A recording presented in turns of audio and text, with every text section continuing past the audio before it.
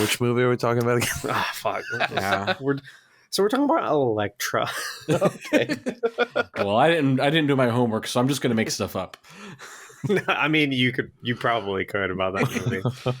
Anyway, welcome to Films from the Fandom Zone, your podcast about failed and forgotten comic book movies. My name is Arnaldo, and as always, I'm joined by my co-host, Birdo. And today we're joined by a special guest, Chris. This is the part where I introduce myself. Okay. I wasn't sure if you were going, if there was more to that, but no, it's me, Chris. Hi. Usually our only guest we've had is my wife, Sable, and she just interrupts like right at the top of the show and introduces herself. So this is new territory for us. Uncharted. We're not used to polite people. I know.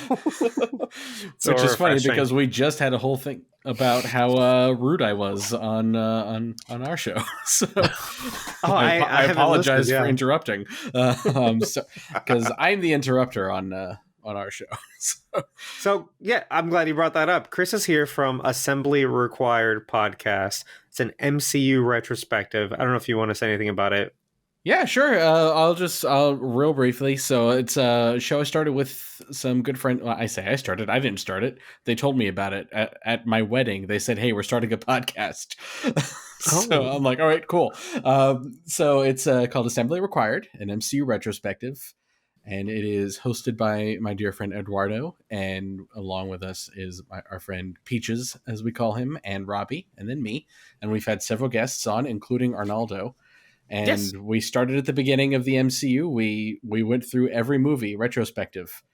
For background, my wedding was the week after Endgame came out. So we started at Iron Man, went all the way through Endgame. We've taken a few detours here and there. We did the first season of Daredevil. We did a Teenage Mutant Ninja Turtles episode, because why not? And now we unrelated. Yeah. Well, we took the step from Daredevil to Teenage Mutant Ninja Turtles. They're related. We just did an episode on Daredevil, the 2003 movie, and we had a lot to say about the Ninja Turtles as well. Yeah. Because that's such a weird connection there. But you know what the hell? We all like different things about the Turtles when we were kids, except for Peaches, who had never seen anything. So it was a lot of different perspectives there. Because I grew up on the cartoon. Robbie and I loved the toys. Eduardo watched a later cartoon. So it was a lot of fun. And we've been doing 2000s? Weekly. I think the edgy one. The edgy one. one. The edgy one. Yeah. But and we are just as of this recording, we will be recording our WandaVision series finale episode this weekend. Nice. So we've been doing weekly episodes for WandaVision. That's when we had Arnaldo on for one of our WandaVision episodes. It's been a lot of fun kind of doing 6. The weekly thing. Yeah. Ooh, that was a good episode too. It was the Halloween Spooktacular, which I didn't bring up. I'm a Halloween baby. I was born on Halloween. Halloween's a big deal for me growing up. So I was glad I was able to be on that one. Yeah. Yeah. It was very appropriate that you would be on our Halloween episode. That's actually my favorite episode. Oh, is it? Because I'm a big Malcolm in the Middle fan. So. I was really happy to have caught that reference right away. Yeah. They nailed that. That was so good. But yeah, no, check us out if you are so inclined. We've had a lot of fun. It's the kind of show where we go off on a lot of weird tangents and have a lot of weird inside jokes by this point. Hashtag surveillance stork. But, surveillance stork, yeah. It's my favorite inside joke. Yeah. I don't get it. Yeah. One of them thought that the stork in episode 3. Yeah. I think it was. The one that she couldn't control. Yeah. They thought that it was... like Sword was spying on them through the stork. Am I wrong here? Yeah, no, he thought that it was Sword or Agatha, which we didn't know about Agatha, but we assumed. Or this is also back when everyone's like, "Oh, Mephisto." So we're like, maybe Mephisto sent the stork. People are still saying Mephisto.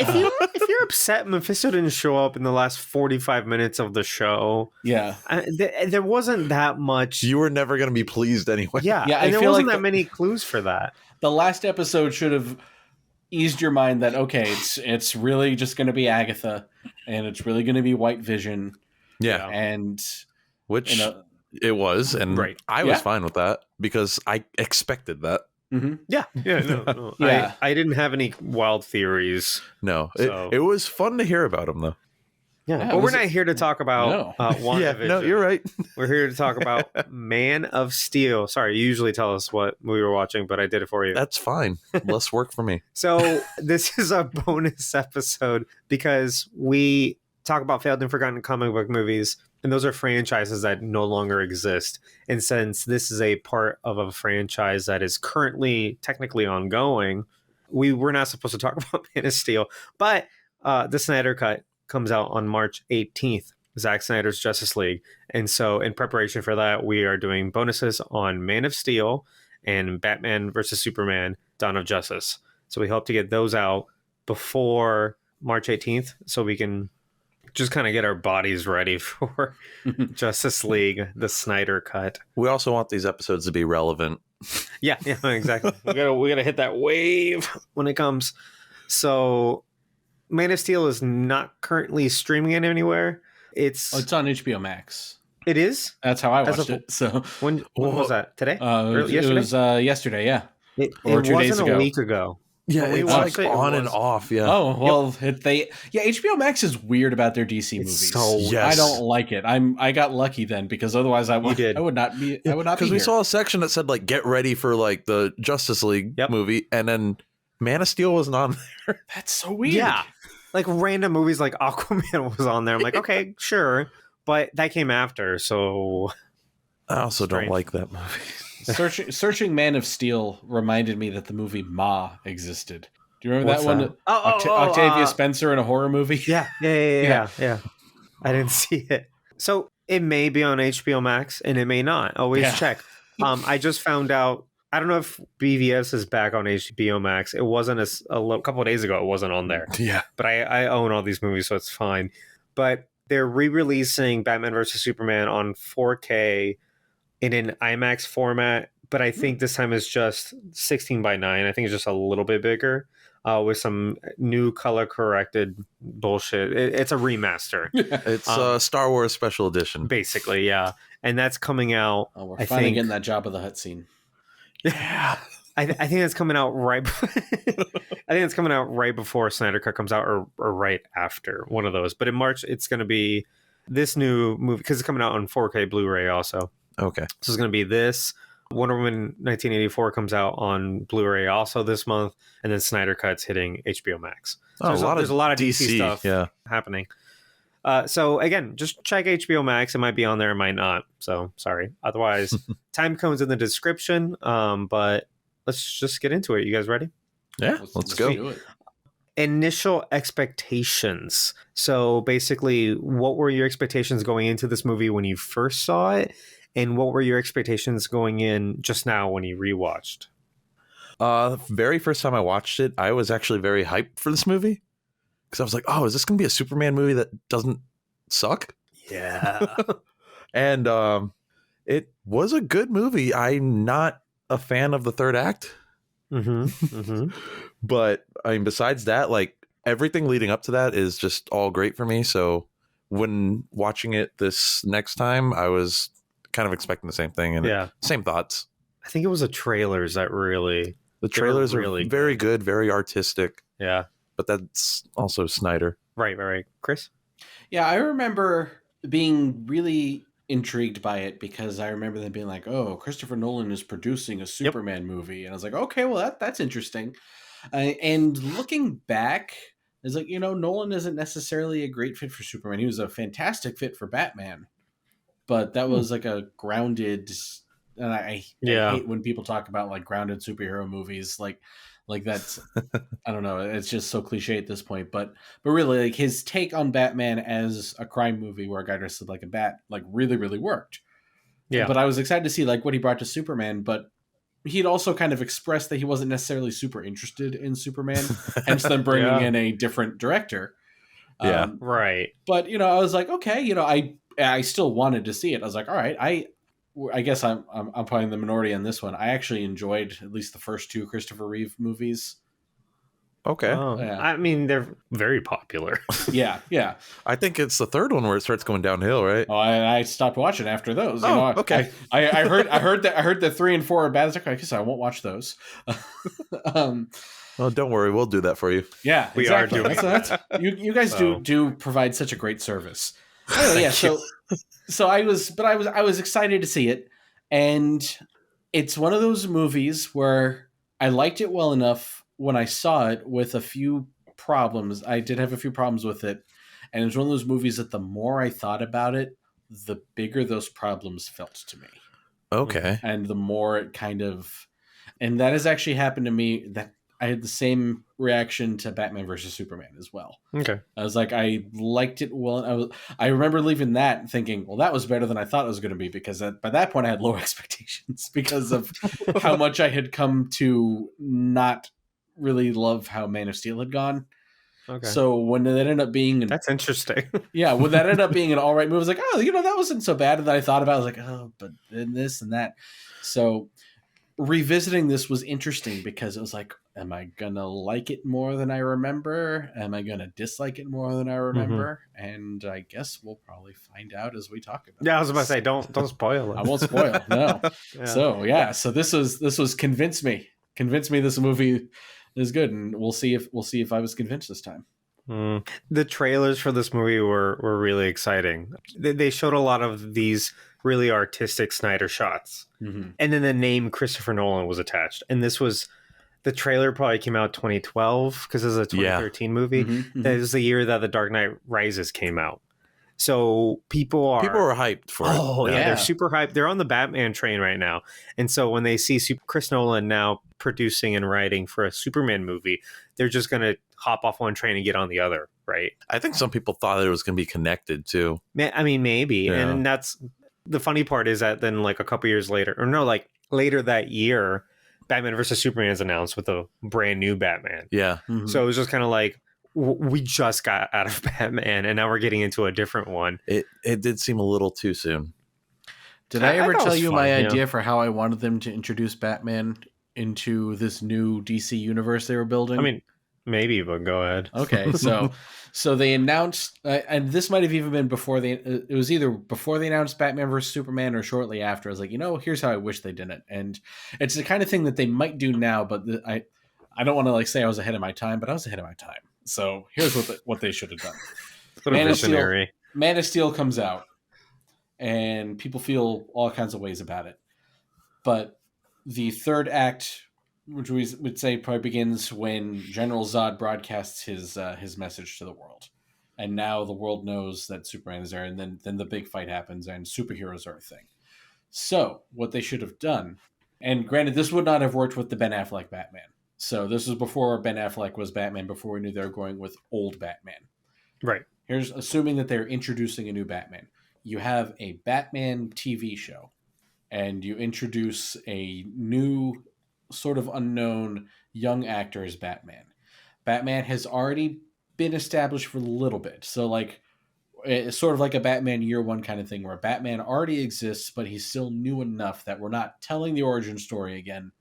But we're starting to introduce the world of Gotham City, Batman, him becoming more and more prominent, getting some of his rogues galleries, and then the season finale as Batman in the Batcave, and the screen comes up with "You are not alone," and that's how we establish that he is part of this universe. And now Batman is like, "Oh, okay, what's up with this Superman guy?" And that would have blown some people's minds. That would be pretty cool, yeah. Yeah, but you mean, and that would have led into this movie? And that would have led into a so Man of Steel would have already happened. Oh, okay. Right, and this would have led into a Batman versus Superman where it's a younger Batman. Okay, gotcha. Yeah.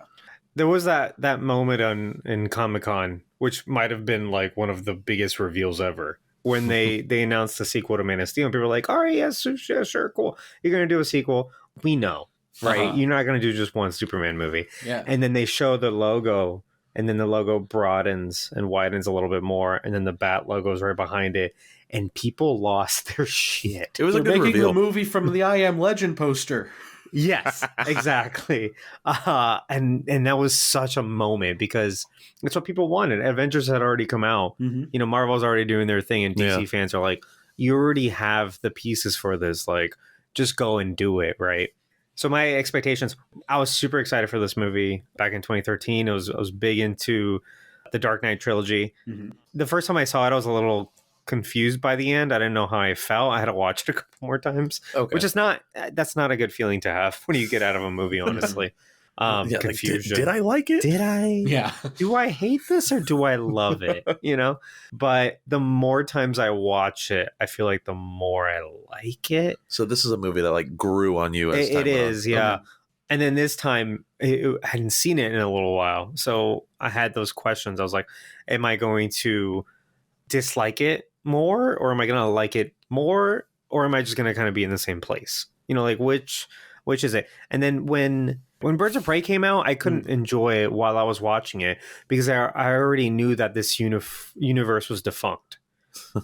At that time, which was early 2020, we didn't know what was going to happen. We didn't know the Snyder Cut was coming out. We didn't know that Affleck was going to come back for The Flash. Yeah, because the only real news was like, oh, they're going to try to reboot everything with Flash. Basically, yeah. So I watched that movie upset because I'm like, okay, cool. Here's a pretty interesting movie set in a Gotham City that we're never going to see again. So what's the point? We're never, and they make references to Jared Leto's Joker. You see like a silhouette of him in that movie. And I'm like, okay, cool. That's nice, but he's not coming back. And we're not going to see any of this. So what's the point of this movie? Why does this movie exist? And it sucked because the movie is not bad. I like that film. It's way better than Suicide Squad. It's a fun movie. I like it a lot, but I couldn't enjoy myself in the theater because I'm like, why are we even doing this? This seems, I don't know. So, but on this rewatch again, that Snyder Cut hype was also kind of fueling me a little bit, So I'm like, I definitely want to revisit this.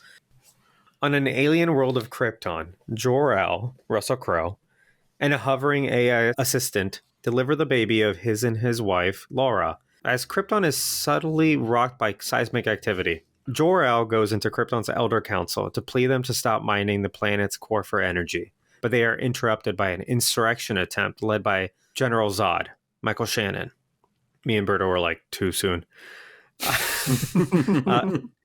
Zod believed the time for deliberating is over, as the planet is due to implode onto itself and murders a council member to seize control of Krypton.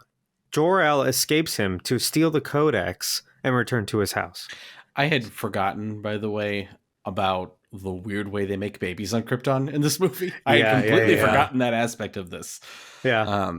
But I will say I am always a sucker for weird alien creatures. So I was like, I'm digging this beginning. Zod attacks as Laura readies the baby, now named Cal, on a capsule to launch with the Codex on board. Zod stabs Jor-El and witnesses the capsule launch into space. Krypton's officials arrest Zod and imprison him and his team into the Phantom Zone. The Phantom Zone. Hey, that's the name of the podcast. It is. Krypton implodes as explosions surround Laura. So what you were saying, they practice eugenics on this planet. Yeah. A lot of this movie and it was just normal. Yeah. And they explain it a little bit later, but a lot of this movie is predicated on the fact that they are like designing babies. Yeah. Right. Mm-hmm. And that's just normal. That's how they Zod do things. is upset at the way Cal was born. He thinks it's heresy. Yeah. Right. Because you did it the old-fashioned way. Gross. Yeah. You guys fucked? Yeah. You touched your boobs? And Jor-El's like, yeah. Have you seen my wife? Yeah, she's hot. I didn't write who played her. But a couple things here, and we were talking about this because of the casting of Supergirl. Mm-hmm. They casted a Latina woman, and for her name, Sasha Calle, I think. And it kind of fits because if you guys notice, everybody on Krypton is white with dark hair, and they look either like, well, they look white, but they also kind of look Mediterranean. So I think she might be Greek, the lady who plays Laura. But she's very Mediterranean looking, right? Mm-hmm. I think that's part of what they're doing here because Michael Shannon doesn't have black hair. They dyed his hair. I just looked at her name is Eilat Zurer, and she is Israeli. Oh, okay, cool. Which explains why I'm sitting there thinking, oh, she sounds like Wonder Woman. She sounds like Gal Gadot. That makes a whole lot of sense, yeah. But yeah, I think it's intentional that they all look the same. Because like I was saying, Michael Shannon's hair is not naturally black. It's like a light brown. They either dyed it or he's wearing something for this movie. I think it's supposed to feel kind of racist. You know what I mean? Okay. Like, you're not supposed to feel good for these people. They're bad people. They suck. They've decided to practice eugenics and design like everybody's babies for special societal roles, right? Yeah, Brave New World. Yeah. For sure. What do you think about this intro, this whole like first part? I love this intro. It's really cool to be able to see Krypton before it's destroyed. Yeah. It's really cool to see how flawed everybody is there. Yeah. It was a good way to get the ball rolling really quickly, because you get started with some action, but there's also a lot of exposition going on at the same time. Mm-hmm. My thing though is the world is ending. Is this really the time for a coup? Yeah. I don't know. I don't know how successful he was gonna. It's like, I control Krypton now, just in time to die. Oh yeah. I am the last emperor of Krypton. At least I'll always have that. Like, the only reason he survived was because he got sent to the Phantom Zone. Yeah. That is the irony here, is that they were the only safe ones. So Zod's kind of an idiot. The movie starts off, and you look at this and you're like, am I watching a Star Wars movie? There's spaceships, there's lasers, there's weird creatures. It's very sci-fi. Yeah. And it's not exactly what I was expecting going into a Superman movie, which I thought was going to be very grounded, Kansas. Smallville, exactly. And it lingers. This first sequence is maybe like 10 minutes long. And you're like, are we going to Earth? Or are we just going to hang out here the whole movie? Also, like, Jor-El's basically the Elon Musk of Krypton. Why? He's like, we need to leave the planet because we're gonna die. Yeah.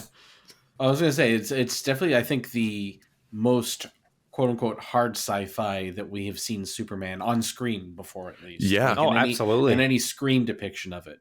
I mean, you get a little bit of it in the old movies, but it's not very long, and then it's done. Yeah. Wasn't there a Krypton TV show? There was. I don't know how good it was. I guess it wasn't, because everybody forgot it existed. Because it was such a bad premise. It was not even about Jor-El. It was about Jor-El's parents. Oh, yeah. That's kind of lame. And wasn't Booster Gold in it or something? Like, I thought Superman time traveled with Booster Gold. So there was something weird. Yeah. I've never seen it. I just heard. Wasn't it on Sci-Fi too? Sci-Fi Channel. Yeah. I'm sorry. You just reminded me of something that's completely unrelated, but I need to share this. The craziest twist on television, on streaming television this week, has nothing to do with WandaVision, nothing to do with superheroes. It is on Camp Coral, the new computer animated SpongeBob prequel. Because I saw a scene that someone clipped on Twitter. A prequel? Yeah. It's about SpongeBob and everyone as kids at a place called Camp Coral. Oh, no. That is like Rugrats meets SpongeBob. Yeah, it's like the camp is run by Mr. Krabs. And it's all computer animated. But Sandy, little Sandy Cheeks, goes over and starts, the episode ends, she goes over, starts fiddling with this radio and says, little cheeks to big cheeks, do you come in? And pops up on a screen and hologram is the hand-drawn animated Sandy from the regular SpongeBob, who it turns out has used time travel to send little Sandy back to prevent Plankton from getting the formula. So the whole twist of this show is that actually there's time travel. This melted my brain, and this went from what a dumb idea for a show to I need to watch this, I think. That actually sounds interesting. Right? We might have to watch that. No, because I was thinking like SpongeBob didn't even meet Sandy until like one of the episodes of SpongeBob. I was like, this is completely messing with the canon. But no, but then they cut to her and the regular Krusty Krab, the regular hand-drawn Krusty Krab saying, well, I fixed the timeline. Holy shit. So they paid attention to continuity. Fix the timeline. Yeah. I love that. Love that in SpongeBob, Sandy Cheeks is like, she's doing Back to the Future or like Flashpoint. Yeah, like I don't know if that's the premise of the entire series or if that was just like a one-off joke for this episode, but I saw this clip. I was like, I never was going to watch Camp Coral, and I almost wish I had and not known that this was going to happen. Yeah. Yeah, that would have fucking blown my mind. Yeah. Damn. Sandy's Mephisto. Check Anyway. Yeah. I'm sorry, that was a weird tangent. I apologize. No, it's fine. I think I would totally watch like a movie set in this first section of the movie. Yeah. Like You know this what I mean? Krypton? Yeah. Yeah. Because it didn't feel like, oh, we're just gonna do this for a few minutes and then go into the real movie. It felt like they put in the production value for this to be a whole movie. No, there was lore behind it. Like, that's what I'm saying. Yeah.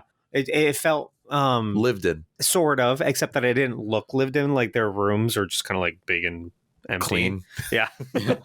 But it's like, whatever. Like that's their culture, I guess. I don't Yeah. know. Yeah, it went a little long for my taste, but like I don't know what I would have cut though. And Exactly. Yeah. it ends up, a lot of it does end up being important to the Right. story. Years later in the ocean, a fishing vessel with our hero Clark Kent, Henry Cavill, is sent to rescue workers on an oil rig that's on fire. As the rescuers decide not to risk getting close to the rig, Clark abandons the boat to rescue those in danger. He's left for dead in the ocean as we flash back to childhood memories, including those of discovering his powers in elementary school and of a school bus accident, in which a preteen Clark pulls his bus out of a river, saving his classmates. After the crash, Clark has a moment with his adopted father, Jonathan Kent. He wants Clark to keep his powers secret, explaining that the world isn't ready for the answer to the question, are we alone in the universe? He shows him his space capsule and explains that he's not from Earth, similar to a familiar adoption conversation between a child and his adoptive parents. I don't really agree with Pa Kent telling Yeah. Clark to just let kids die. Yes. And here's where my problems begin. But Pa Kent is wrong, right? Or is he right? We talk in the future, we're going to talk about this when we talk about Batman versus Superman. But is he right or is he wrong here? I think morally he's definitely wrong. Mhm. Okay. Yeah. And, Clark or Superman's whole thing is like being the morally right person. Yeah. Like he's Do the right thing no matter Yeah. what. Yeah. so I don't know. Pa Kent's kind of a dick. Yeah. Good thing about this movie, the casting is great. Casting across the board. absolutely. Great. Phenomenal. But Yeah. I do not like Pa Kent in this movie one bit. I am not the sort of person who believes that they need to be slavishly devoted to the comics when they adapt them for the screen or for any other Mhm. medium, really. That being said, it is sort of a fundamental thing in Superman's character that what makes him Superman is not the fact that he can fly around and has incredible strength and all of that. What makes him super is that he has all of that, but also the fact that the upbringing that he had gave him a strong sense of morality, and Yeah. that he should use these gifts to help people. And to have our introduction to Pa Kent is him saying, you should have let the bully die. Someone might have seen you save him. Well, okay. But also he didn't actually say that. He said maybe. I don't know. Like That's not that much It's better. not okay, better. sure. And the scene that and the later scene with Pa Kent, I think, confirms that his thought was, you should have let him die. The thing is, I feel like Clark and the bully kind of end up sort of becoming like pals later on. Oh, they're Yeah. told. Yeah, totally. Also, he calls Clark Dick Splash. We looked at each other and we're like, we're working that into our repertoire. Uh-huh. We're calling people Dick Splash. But like now. his bullying was like, it wasn't even really bullying. He was like, hey, Kent, what'd you think about the game? Dick Splash. It was a weird thing. Like, is he implying you're a nerd and didn't watch the game? I think that was that yeah. it? Oh my God. What a weird way to bully. I don't know. So on the topic of Pa Kent, like I still get good dad vibes from him. No, he cares about Clark. He cares about him a lot, and he wants to teach him the right thing. But he is wrong here, right? That I think he's wrong. Clark has to hide himself. Yeah. Mhm. But what we see later in Batman versus Superman is that like when he finally does expose himself, it comes with a ton of like baggage. Well, it might be because he destroyed a city.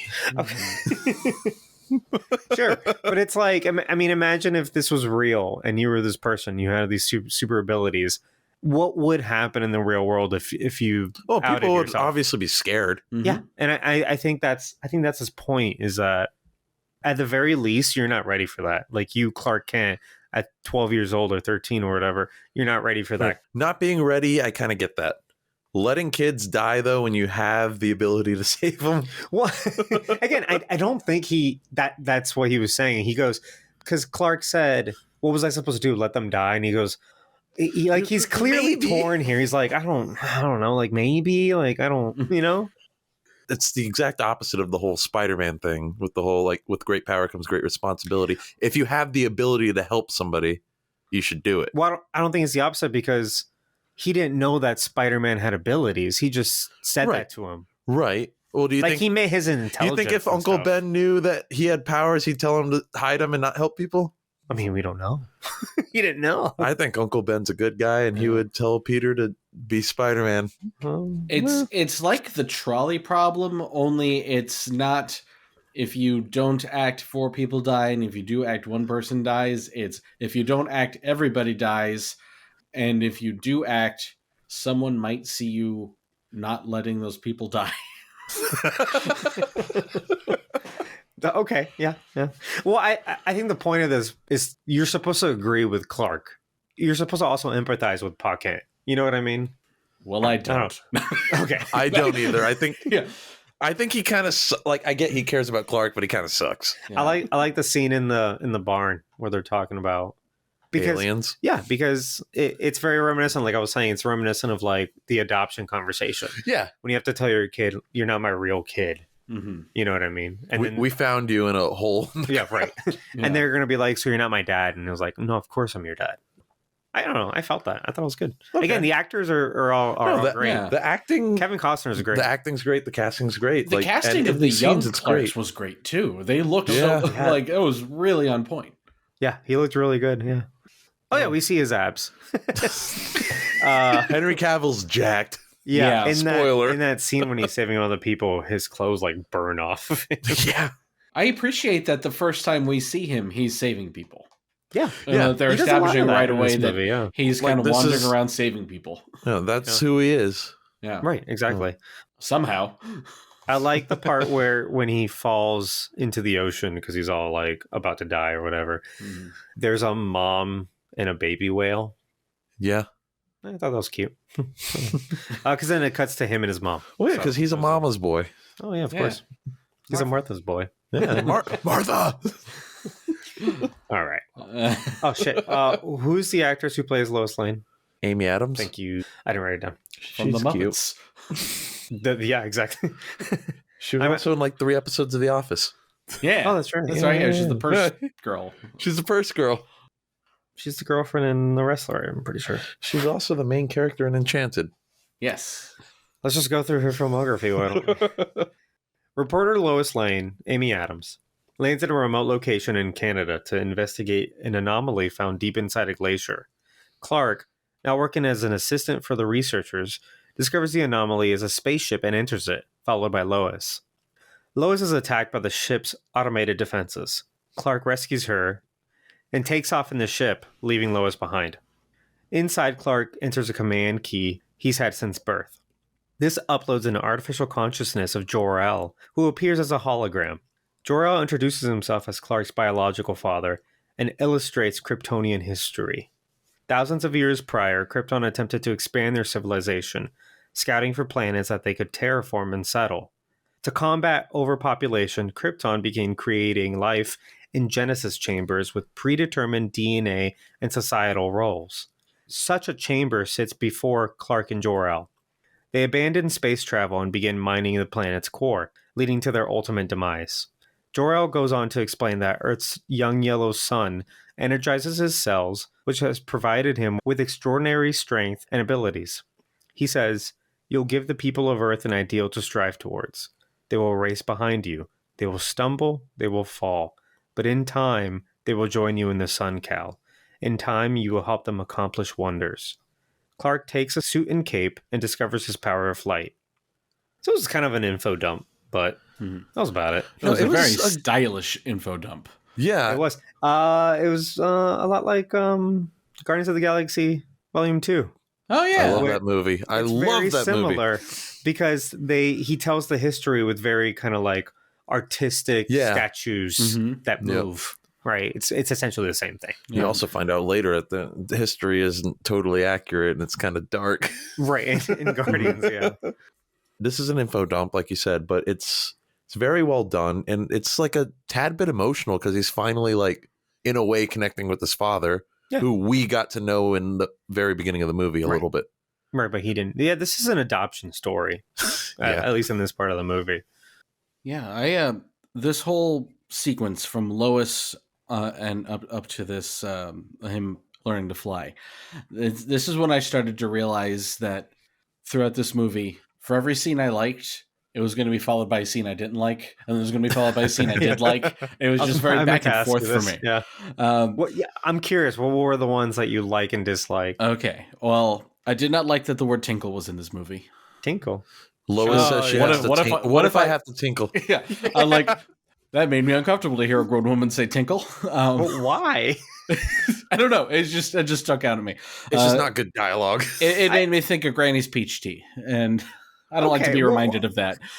But she's being sarcastic because they don't like her. They don't want her there, and they put her in a tent. Okay. And she's like, "This isn't where you live." I'm gonna tell you right now that was not actually something that bothered me too much. I just needed to bring up the fact that they mentioned that there's a tinkle.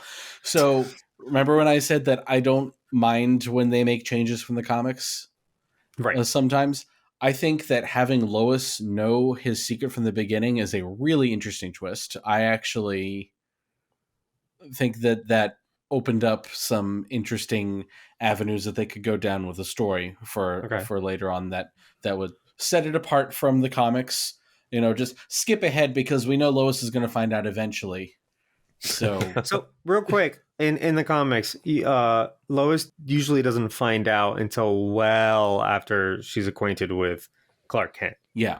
It's like years usually later, many years. And then they start dating and then they get married. To the point where it's unbelievable that a reporter who is as smart and observant as Lois wouldn't know. Yeah. But also, I feel like they were trying to get away from the how do you not recognize this guy as Superman thing? Like, he doesn't wear a mask. Yeah. You know? Yeah, he just puts on glasses and slouches a tiny bit. Yeah, exactly. Yeah. All right, sorry, go on. Yeah. Well, one time I was watching... Do you remember the show Ripley's Believe It or Not? That was hosted by Dean Cain, who played Superman on... Mm-hmm. I didn't realize who he was until...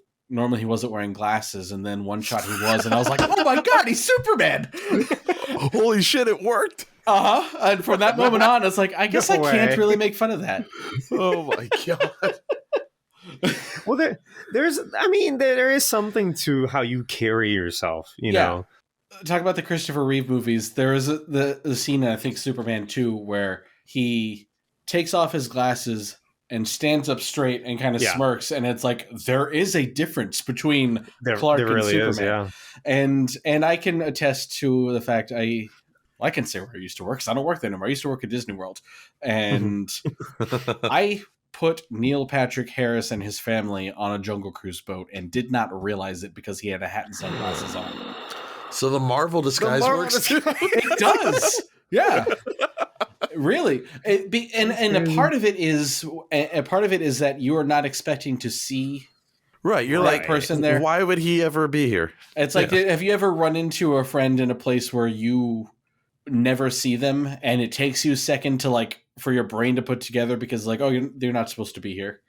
Yeah. Or am I just a bad friend? That could be it too. It could be a little bit of both. I was just assuming it's like they're not gonna get a good picture of Superman. You know what I mean? Like, he's not gonna stop and pose. I feel like he would.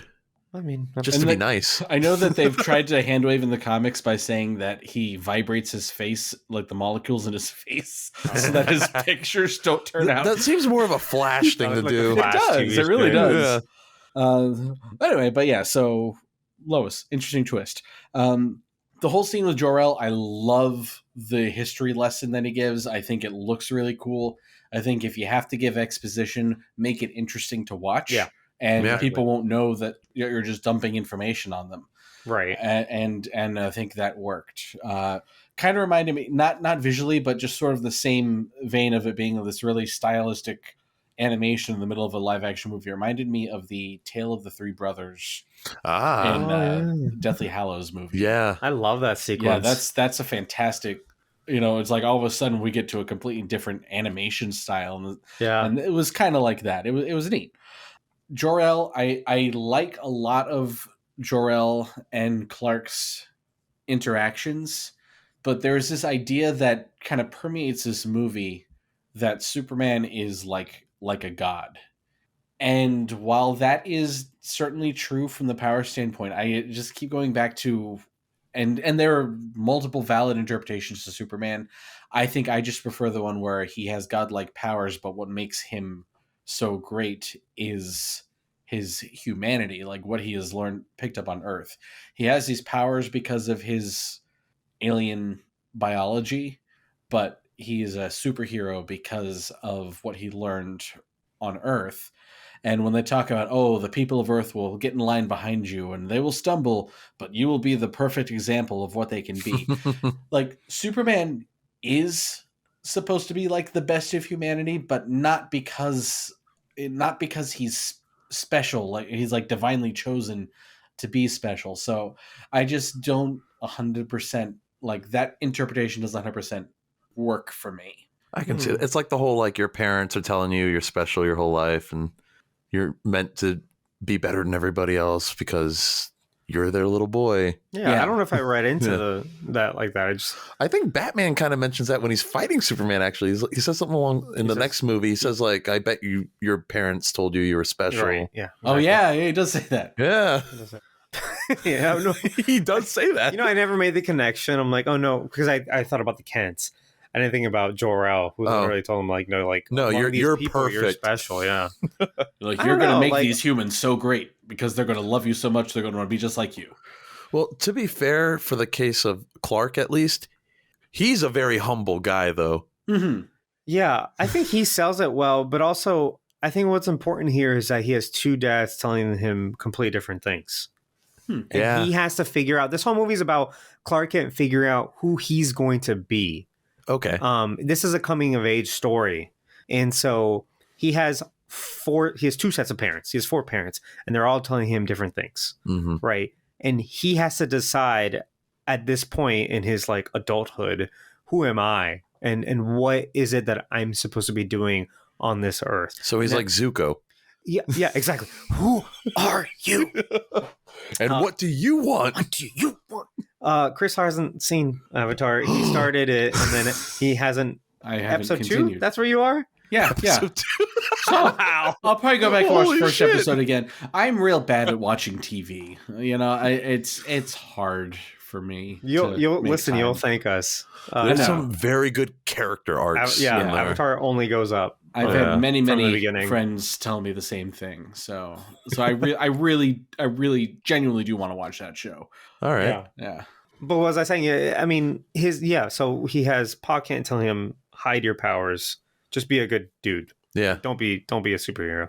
And you've got Jor-El, who's like, you're gonna be a god to these people because you're gonna be so powerful.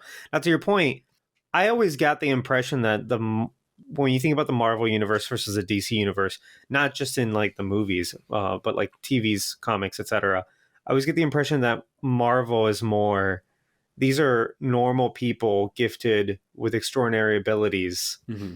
That is kind of a burden. Whereas the DC universe, that these are gods among men. Yeah. Yeah. And that's, so they're different perspectives. They're completely Unless you're opposite. Batman. Yeah. Well, they're completely different perspectives on the same thing, kind of. One is looking from above, one is looking from below. I think that's where I'm like, look, I didn't read a whole lot of Superman comics, but I do see that as this movie is doing. And this is not the first movie to make a Jesus analogy. Yeah. Out of Superman. Like, that's a common thing. Which is an interesting interpretation in itself because his creators were Jewish. Yeah. Yes. It might have been more of a Moses thing. Yeah, definitely. Like a picture, it's like sending him in the basket down the river, except Exactly. for space. Unfortunately, more people interpret it as A Jesus. Jesus. Yeah, they So- hit you on the Right. head with the Jesus imagery in this. The scene in the church, he's Yeah. 33 years old. And it's like they are very much... Oh.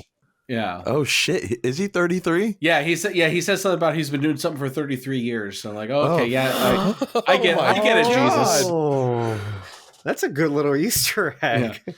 All right. Oh, wow. I didn't catch that. I didn't catch that either. Yeah. That's a good one. To your point about the difference between DC and Marvel heroes, by the way, just a real short story. Brian Michael Bendis wrote for Marvel for a very, very long time. And Spider-Man. he wrote a lot of Spider-Man, a lot of Avengers. But he, a few years ago, got a new contract with DC, and his first thing was writing Superman. And he told a story about how he was pitching his story for Superman, and everyone was looking at him weird. And he goes, "What?" And he goes, and someone said, "You keep calling him Clark." And apparently the Marvel writers, when they talk about their heroes that they're writing about, they tend to use their real names. Right. And at DC, they tend to use their made-up names. Yeah. So Well, like if someone's mean, talking about Spider-Man, they're like, "Oh yeah, so then Peter does this or Miles does that." Because that's who they are. Yeah, exactly. But Well, again, DC, the mentality is, well, then Batman, because we always talk about how, Batman, Bruce Wayne is the mask, and Batman is... It's not a unique thought, but I know. Everybody has... I know. I'm like, ooh. Yeah, we've talked about that a lot. Yeah. No, but I mean, that's valid, too. And I don't think one approach is better or worse than the other. They're different... There should be a diversity in the way they tell stories about superheroes. Right. Not every superhero story should be the same. Exactly. And I think it's really cool to have the kind of two different kinds of stories. It is funny that they have like actual like opposite thoughts on it. I mean, I think, again, you want to see two companies do the same exact thing? No, that's boring and it's not good competition. No. And when we talk about like the Snyder, well, I mean, we'll get to it later, but like this Snyder like vision, one of the reasons I like it is because it is so not Marvel. You know what I mean? It's very stylistic and it's very it's a little serious and the humor has to be kind of in there more subvertively. And I love a Marvel obviously, but I like that they're different. Yeah, that way you're not just seeing the same thing over and over and over again. Same thing with the comics. Exactly. Lois, obsessed with her alien encounter, begins to investigate Clark's origins. She traces stories of supernatural heroics back to Smallville and the Kent farm. Clark finally appears to tell her he doesn't want his story told. When asked why not, he recalls one more flashback. A college-aged Clark argues with his father, Jonathan, while driving. They continue a familiar debate about hiding his abilities. A tornado approaches and the Kents assist other drivers to safety. Jonathan returns to his vehicle to release their dog, but crushes his foot and is unable to return. Clark, about to use his powers to save his father and expose himself, is signaled to stay by Jonathan. He shakes his head at Clark as the tornado engulfs him. In the present day, Clark explains to Lois that his father died with the belief that Clark's purpose in life hadn't yet been revealed and that keeping himself a secret was of the utmost importance. Lois agrees to drop her investigation. So that's basically what we were talking about. Yeah, I got a lot of problems with this scene. Okay. Yeah. Did Pa Kent not think about how this is going to traumatize Clark? I mean, I feel like people don't when they're about to die, you know what I mean? Except he was like, no, don't save me. Let me die. Keep your secret. Yeah. But is that what anybody wanted? I mean, Martha didn't want that. Clark didn't want that. The dog didn't want that. It also wasn't like a big group of people. You know what I mean? Yeah, it's not like he was on TV either. Yeah. Or just be like, you know what? Go ahead, save me. Just kind of make it look believable. Again, the point is not that like, oh, people are going to see and maybe they wouldn't notice or whatever. It's just that he truly believes that like he's not ready to use his powers. You know. I don't know. I have nothing to add because I hate this scene too. Oh, oh god, for all the same reasons. Yeah, I'm fine with this scene. I don't know. I had no expectations on what Pa Kent is going to be in this universe, and so I'm fine with the idea that he's like so committed to this idea that like, you know, if he exposes himself as Superman, it'll only bring bad things. Like, yeah, he may do good, but it won't be good for him. You know what I'm saying? And I think as a parent, I mean, I'm not a parent. I don't want to say that, but I think as him being as a parent, I understand. Like, yeah, but like I think he's mostly just looking out for his son, and he's prioritizing that over the potential net positive that he can do as Superman. And I see how I'm in the minority. I'm just doesn't saying, make me like it anymore. Yeah, well, Like, it is a stupid decision. I don't agree with him. Okay. But I don't necessarily think he's completely wrong. I think he I don't know. I think there's levels to it, I guess. I don't know. I think he's just a stupid farmer from Kansas. Dumb fuck. I was just happy the dog's okay. You know, I hate it. Yeah. It's very rare that they kill a dog in a movie. You know, the dog usually survives. Otherwise, 'cause- people revolt. Yeah. Well, But Agatha killed Sparky. Everyone loves her for it, though. yeah, weird. Right? Dropped the song. They're like, yeah, let's put that number on iTunes. Well, it was a catchy song. So It was a a good song. Clark returns to tell his mother he's discovered his people. Shortly after, there is a UFO sighting seen around the world. The television broadcast is hacked with the words, "You are not alone," in whichever language suits the location. Zod introduces himself to the world and demands Kal-El surrender himself. Clark seeks the advice of a priest.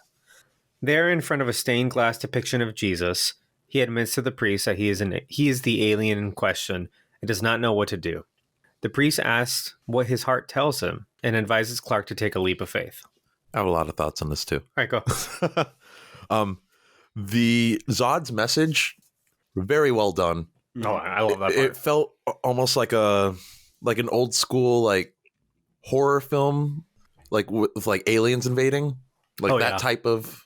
This is a part of the movie where, and I like that this movie grabs a little bit from different genres. Like the beginning is very sci-fi, Yeah. you know, and then this part is obviously like this kind of like very human story about adoption, coming of age, or whatever. Yeah. But then now it's like alien horror. Yeah, and like just the music going on, seeing the message, seeing everybody's reactions. It's very unsettling in a very good way. This was very well done. I also like the Clark going to talk to the priest. Yeah.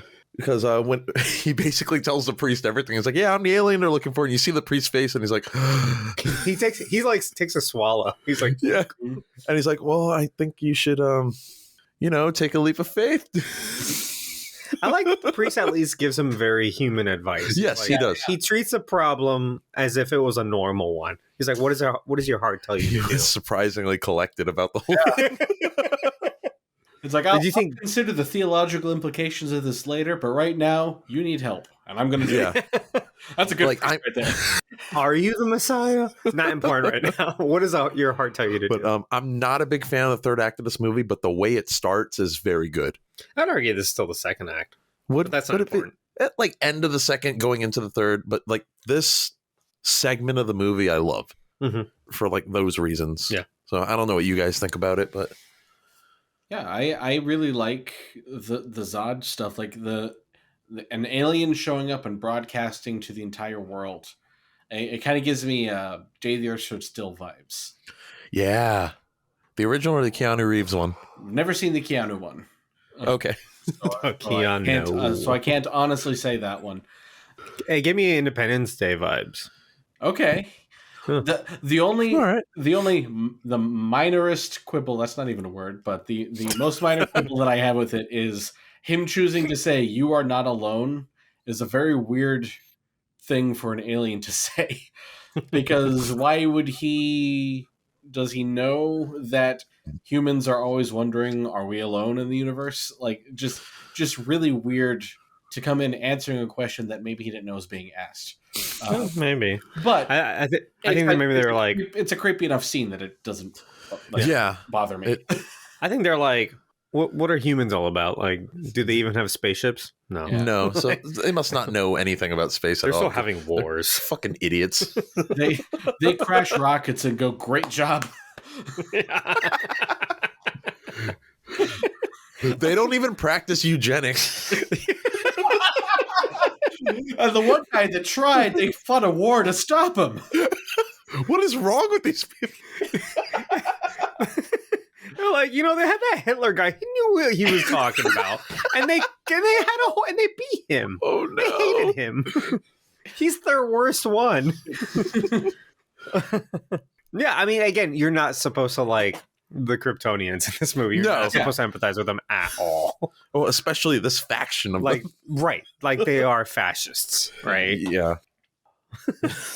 I like all this stuff. I like that they're treating Clark It's like an extra human. Like he's human, but he's extra human. You know what I'm saying?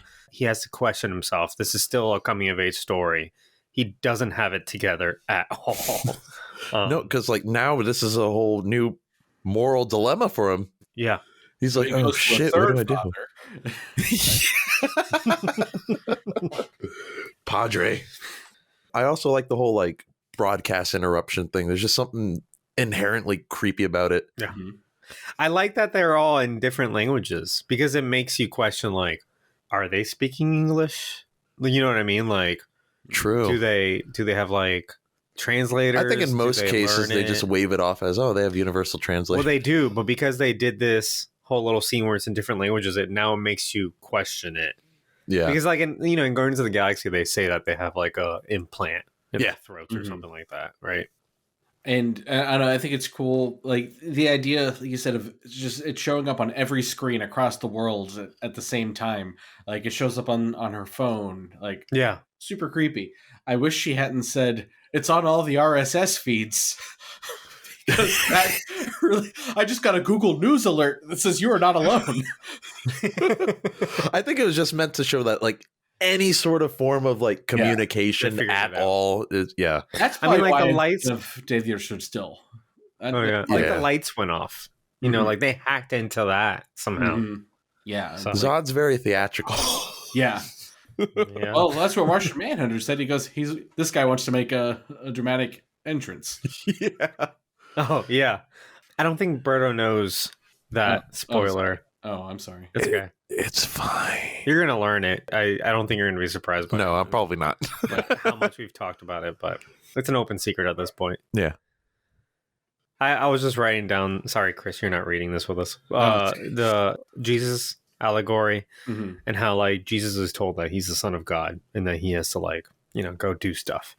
And then this is basically what's happening here, where he finds out he's the son of an alien, and now he has to do stuff. I remember that quote from the book of Matthew: "Go forth and do stuff." You got to do stuff now. He goes to Gethsemane. Do I have to do stuff? You have to do stuff. Okay. Yeah.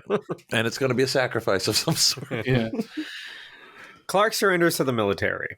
He is handcuffed and brought into an interrogation room to be questioned by Lois Lane.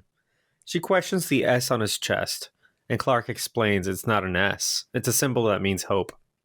He also admits to all looking in that he can see them.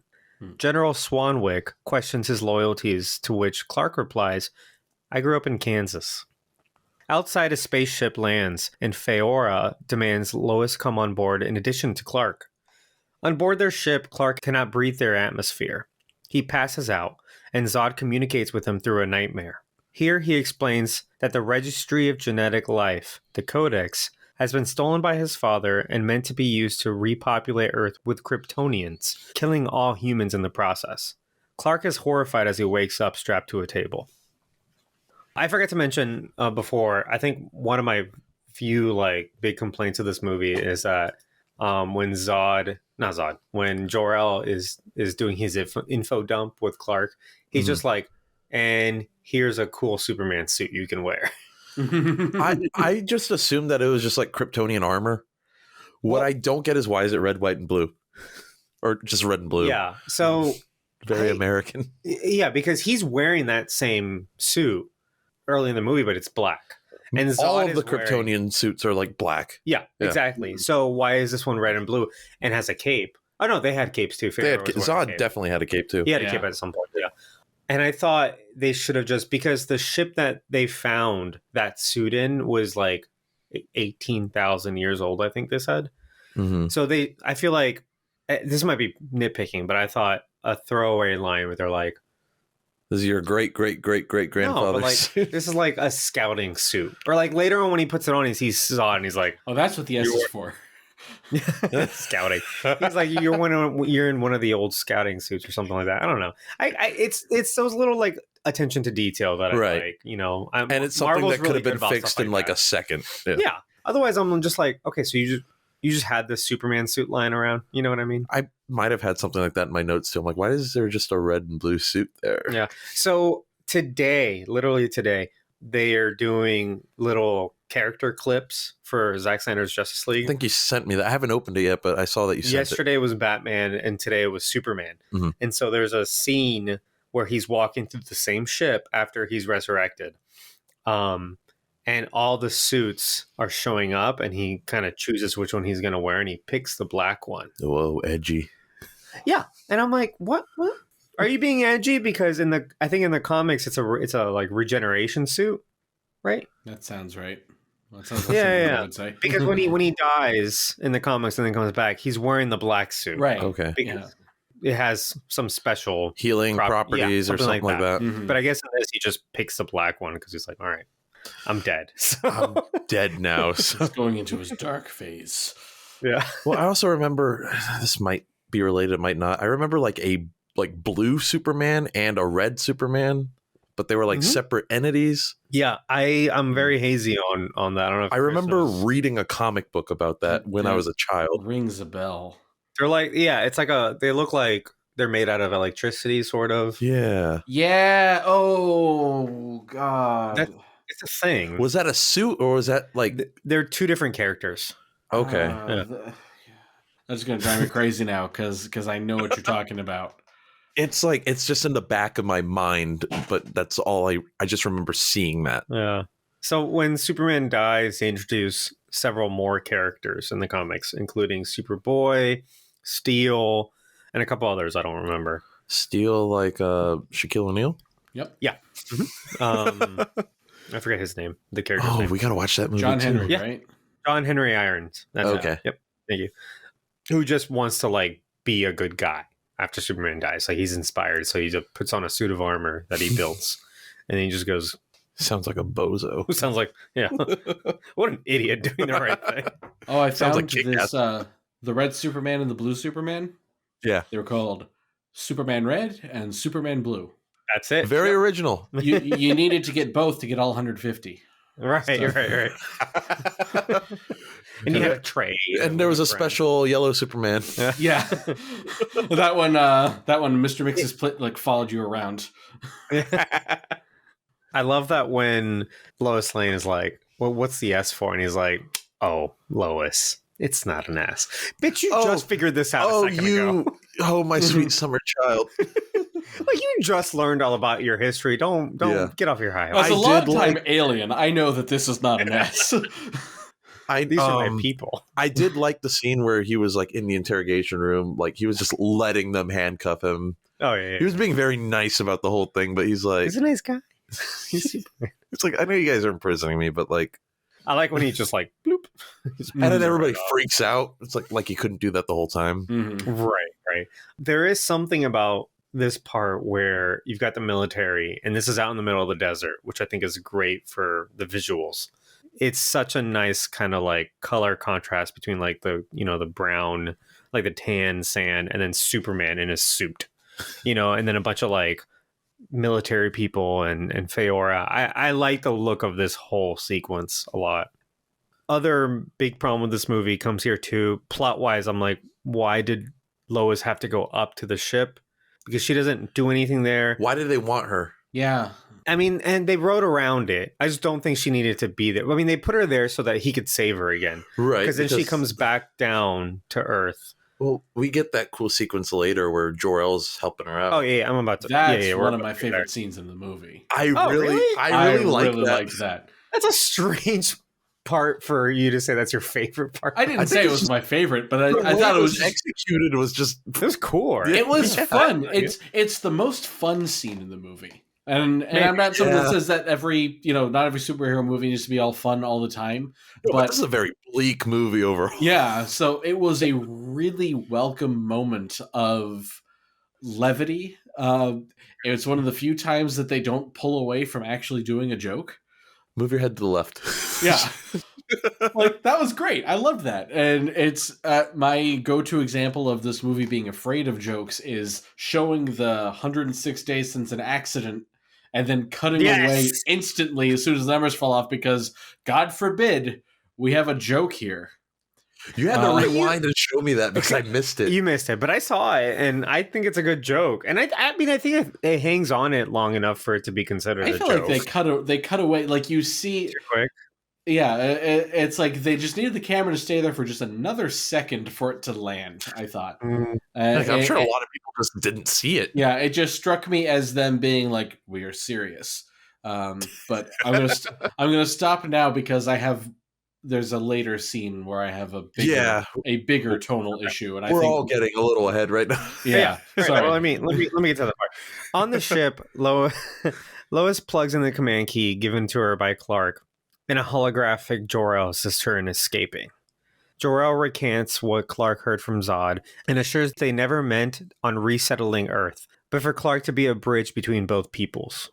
Zod searches the Kent farm for the Codex as Zod intervenes the threat to his mother. A fight sequence in the quaint downtown of Smallville ensues between Feora, Superman, and the military forces. I also wrote the other guy, but I didn't. The other guy. It's the commander. Feora, the other guy. Superman. So, plot-wise, the reason they wanted her up there was to also read into her memories through the whole hack into her dreams or whatever, so that they could find the Kent farm, because they want to find the capsule. Okay. So I think they were like, if we read into... They knew that she knew. I think they were just playing it safe. Like, if we read both their minds, maybe we'll find the capsule. And it is hers, I think, that they find that where to go, and they go to the Kent farm. Yeah. Like we said before, the sequence with Lois and Jor-El, though, is fantastic. That was fun, yeah. It's just a fun action sequence. After they search the farm, though, and they start fighting in downtown Smallville, that's where the movie kind of starts losing me. I love that action sequence. No, that sequence itself is fine, but it starts to feel like, all right, let's fight this mini boss, and then they're going to retreat, and then, they're going to come back, and we're going to fight them again, and then... And this was like the beginning of all that. The product placement battle royale. Now we're going to fight in the Sears. Now we're going to fight in the IHOP. Yeah. The IHOP where the bully works. Where the bully works. Yeah. I love that. He's just like a shift manager at IHOP. Yeah. Like that's what his life amounted to. Like, yeah. And he sees Superman and he's like, why are you here? Yeah. It's one of those things where I'm like, is product placement necessary? Because if there wasn't product placement, then it would feel weird. That's, you know what I mean? It's like the thing with the where people complained about the Power Rangers movie and the Krispy Kreme. That joke works for me.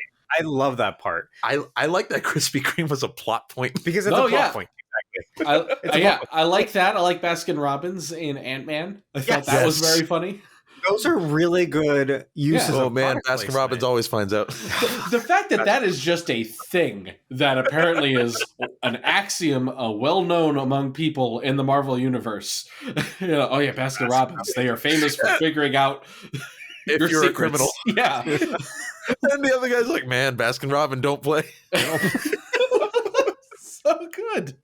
Well, yeah, no, in Power Rangers, she's like, what is a Krispy Kreme? Like, she's confused because she's a fucking alien. But people complain like, oh, the product placement was so blatant. I'm like, it wasn't that bad. No, but if you make it interesting, if it's like a plot point like that. It could be fun. And I guess it'd be more weird if it was like, oh, at the donut shop. What is a donut like, literally shop? Just called donut shop. You know what I'm saying? Like some generic name. Yeah. Which, like, all right, in the Smallville thing, I guess, like, the product placement, necessary to make it feel like a real town. Would a tiny town have a Sears? Does any town have a Sears? Anymore, but at the time. I come from a small town. We had a Sears.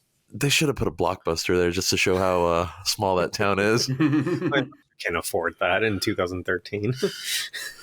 Yeah. They have it in Captain Marvel, but that was also the 90s. I wonder... Time-wise, why? I don't think they get any money for that. They must have. They're sure still a company. That's what I'm saying for Captain Marvel, even though they're like mostly out of business. Yeah, they have one store and they sell like t-shirts now. So it's a gift shop. Yeah. So you can buy a Blockbuster shirt to show that you are a 90s kid. I honestly want one of those. I'm not making fun as much as it sounds like I might be, because I'm not going to lie, thoughts cross my mind. No, I wouldn't mind having some Blockbuster merchandise. Yeah. That's cool. Yeah, they're just a licensing company now. Well, there's actually a board game now, a Blockbuster like tabletop like card game RPG? or something. I wish. Yeah. I will be All a right, clerk. you enter the store. You need to rent the new copy of Blade 2. But it's on new arrivals, and can you afford that? Yeah. Can you get it back in one day? Roll You need a 1d20 roll. to see if you get scared by the horror movie covers. And don't forget to you forgot to rewind your tape before you returned it. Oh So- no, you need to rent the DVD player because you don't own one. Oh.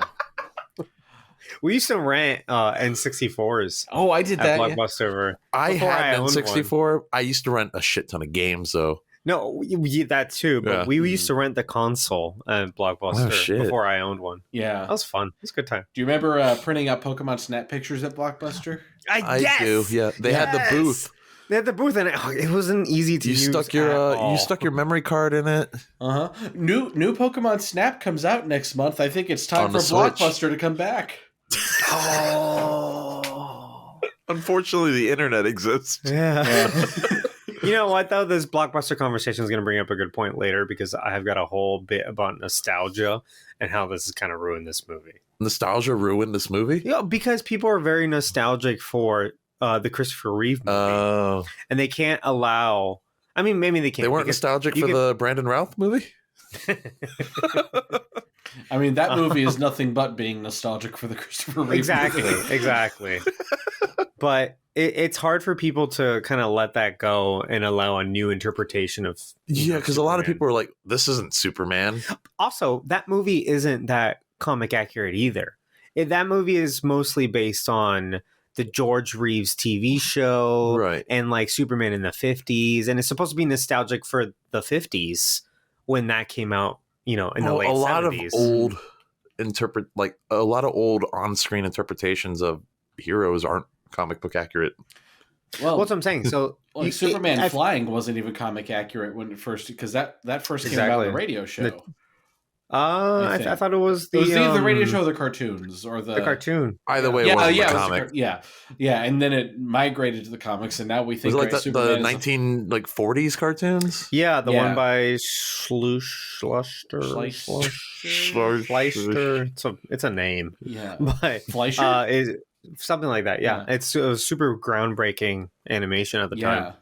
It holds up. It's It was really, very like fluid. it's Mhm. very pretty. Yeah. Even today, like it's very nice to watch. I actually like how in this movie, him learning to fly is first him taking several large leaps before he figures out how to fly. Yeah. That's actually I assume that was done as sort of an intentional homage to early comic character. Superman and Yeah. how he evolved. And he didn't ride a lightning bolt. Oh, okay, we're gonna get into that. All right, hold on. Oh no, but the fight sequence here, I think, is maybe one of the best action beats in this movie. I love the Smallville fight in Oh general. yeah, Clark versus Feora is way better than Clark versus Zod. I'm sorry. but I like the Feora is badass in this, first of all, but I like her against that Colonel. I think. When he pulls out a knife. Well, because they're both. Yeah, but I mean, they're both like military people. Yeah. They'll fight to the death no matter what. That's why he's like, I'm okay, ready I'm to gonna die. fight an alien. Well. I got my knife. Like he knows he's no match for her, But he's got to but do he's something. got to fight. Yeah. You know, I like their. Let's be honest, they have sexual tension. Those Repertoire. two. Yeah. Mhm. I wanted them to make out before they killed each other later on. All right. Well, Okay, since we're anyway. about to die, Yeah. You feel this too, right? Zod retreats to his ship to learn that Clark has the information of the Codex inscripted onto his own cells. Zod releases the world engine to the opposite side of the planet and sets off for Metropolis. Both ships will terraform Earth into a new Krypton. The world engine begins affecting gravity. Lois, Clark, now being called Superman, and the military devise a plan. They intend to use Clark's capsule as a weapon to destroy Zod's ship. Superman sets out to the Indian Ocean to destroy the world engine. I don't have that much to say. yeah, Just action and planning. Yeah, it's one of those kind of like movie bits where they're going to come up with an idea and they have to make it make sense within the movie world, but also not be too I don't know, like like you've got the scientist and he's like, oh, you're gonna create a black hole and then it's gonna blah blah blah, you know. Yeah. You need your giant sky laser. It is interesting to see like how the world engines work. I guess kind of cool to see. Yeah, there was a time when every superhero movie had a blue light shooting up to the sky. I don't know if you've noticed that. Mhm. It was a trend, and this one did that. But I like the gravity thing where all the Were they just on like cars are literally going on. opposite parts of the planet? Okay. Mhm. Yeah, I think that's a neat idea, and to have to drag him all the way to the literal opposite side of the world, and then he has to Yeah. get back to Metropolis in time. It's a Yeah, but he's Yeah. fast. it's a cool demonstration Yeah. of his abilities. Yeah. I mean, if we're talking about like the action pieces here and where everybody is, I didn't love that Superman has to be fighting this machine because the machine starts fighting back, and I'm like, this is I don't know. Yeah. You know what I mean? Yeah. It was a little bit confused. Like, I wasn't 100% sure of what he was doing for a lot of this. And I don't know if it was just losing my interest or what, but it was just like, now I'm going to walk into this light. I have the strength to fly up and punch now. Yeah. And Yeah, it was So I think there should have been a different way that they approached this because I don't like Superman being there in a boring fight when all the other characters are having an interesting fight. Mhm. You know what I mean? yeah. Because then there's like a tentacle monster that starts attacking him. Yeah, and that's like it feels so Oh, yeah. generic. The Doc Ock stuff comes out. Yeah. It is a very generic piece. And to a third act that's already kind of bloated, I feel like that's the part you could easily cut out. That's the like 10, 15 minutes we could have cut out of the movie. Yeah, probably. Yeah. Yeah, because I told you, I'm like, if this movie was like 10 minutes shorter, It'd be better. I think it might have been better received. Yeah. Towards the end there. Yeah. Military forces attempt to fight Zod's ship, but the gravity fluxes make their attempts futile. Zod finds the colonial ship Clark discovered in Canada with its baby harvester thing. Why did I write that? With its baby harvester thing. All right, well, fuck. I think I meant to go back and change it. With its terrible eugenics machine. yeah, it's called Genesis. I don't know what it's called. Genesis Pod Chamber. or chamber, yeah. Genesis Yeah. Chamber. Yeah. The uploaded Jor-El confronts Zod as he erases him for good. Perry White, Jenny, and other Daily Planet employees escape. Jenny is trapped in the rubble and prepares to die with Perry. This was so bleak. Yeah. I'm sorry, As I didn't other mean to guy. No, you're good. Yeah. As other guy. Other guy. Oh, the guy with the hair, you know. Yeah. As a blast from the world engine approach, Superman destroys the world engine in the nick of time and returns to Metropolis. It is a little bit bleak. It's bleak. I didn't hate it though. It was I liked interesting to see what was happening from the perspective of just people in the street. Because, okay, so a major complaint in this movie is that, like, they created a 9/11 scale event. Right. And then they don't treat it very appropriately. That No, there's, there's just like, oh, shit's blowing up. Everyone's like, thousands of people are dying. ah. But to the movie's credit, like, they spend a good few minutes on these three, civilians, to showcase, like, yeah, like, they're gonna die. Like, people are dying. People are dying. Clearly, people are dying because Right. skyscrapers are falling down. Yeah. Tipping over. Yeah. So I mean, this is a part of that I did like. I like having No. the three of them there. I'm okay with this. It's when Superman and this is going to be coming up soon. When he starts fighting Zod in the city, that's where I start just hating everything. Okay. That's fair. This is a weird thing to notice, but something just kind of hit me wrong when we're getting the dust cloud going through the street, which is very evocative of 9/11 imagery Yeah. in a way that a lot of superhero movies kind of only ever hinted at. Like, he went full on, hey, remember that scary picture of the dust cloud coming down the road? Here's that. Yeah. While on the soundtrack, someone screams, and it's a frickin' Wilhelm scream. Oh, really? Is there one? I maybe I heard it wrong, but I swear someone's running from the dust. You hear, "Ah!" And I'm like, that No. just took me out completely. Oh, no. I mean, but a lot of I was movies like, have that. Yeah, but that's not the spot not to when they're put that. revoking 9/11. You do that when a stormtrooper falls off a ledge. Yeah. Like in a moment like that, like if you're going to have it be somber, keep it somber.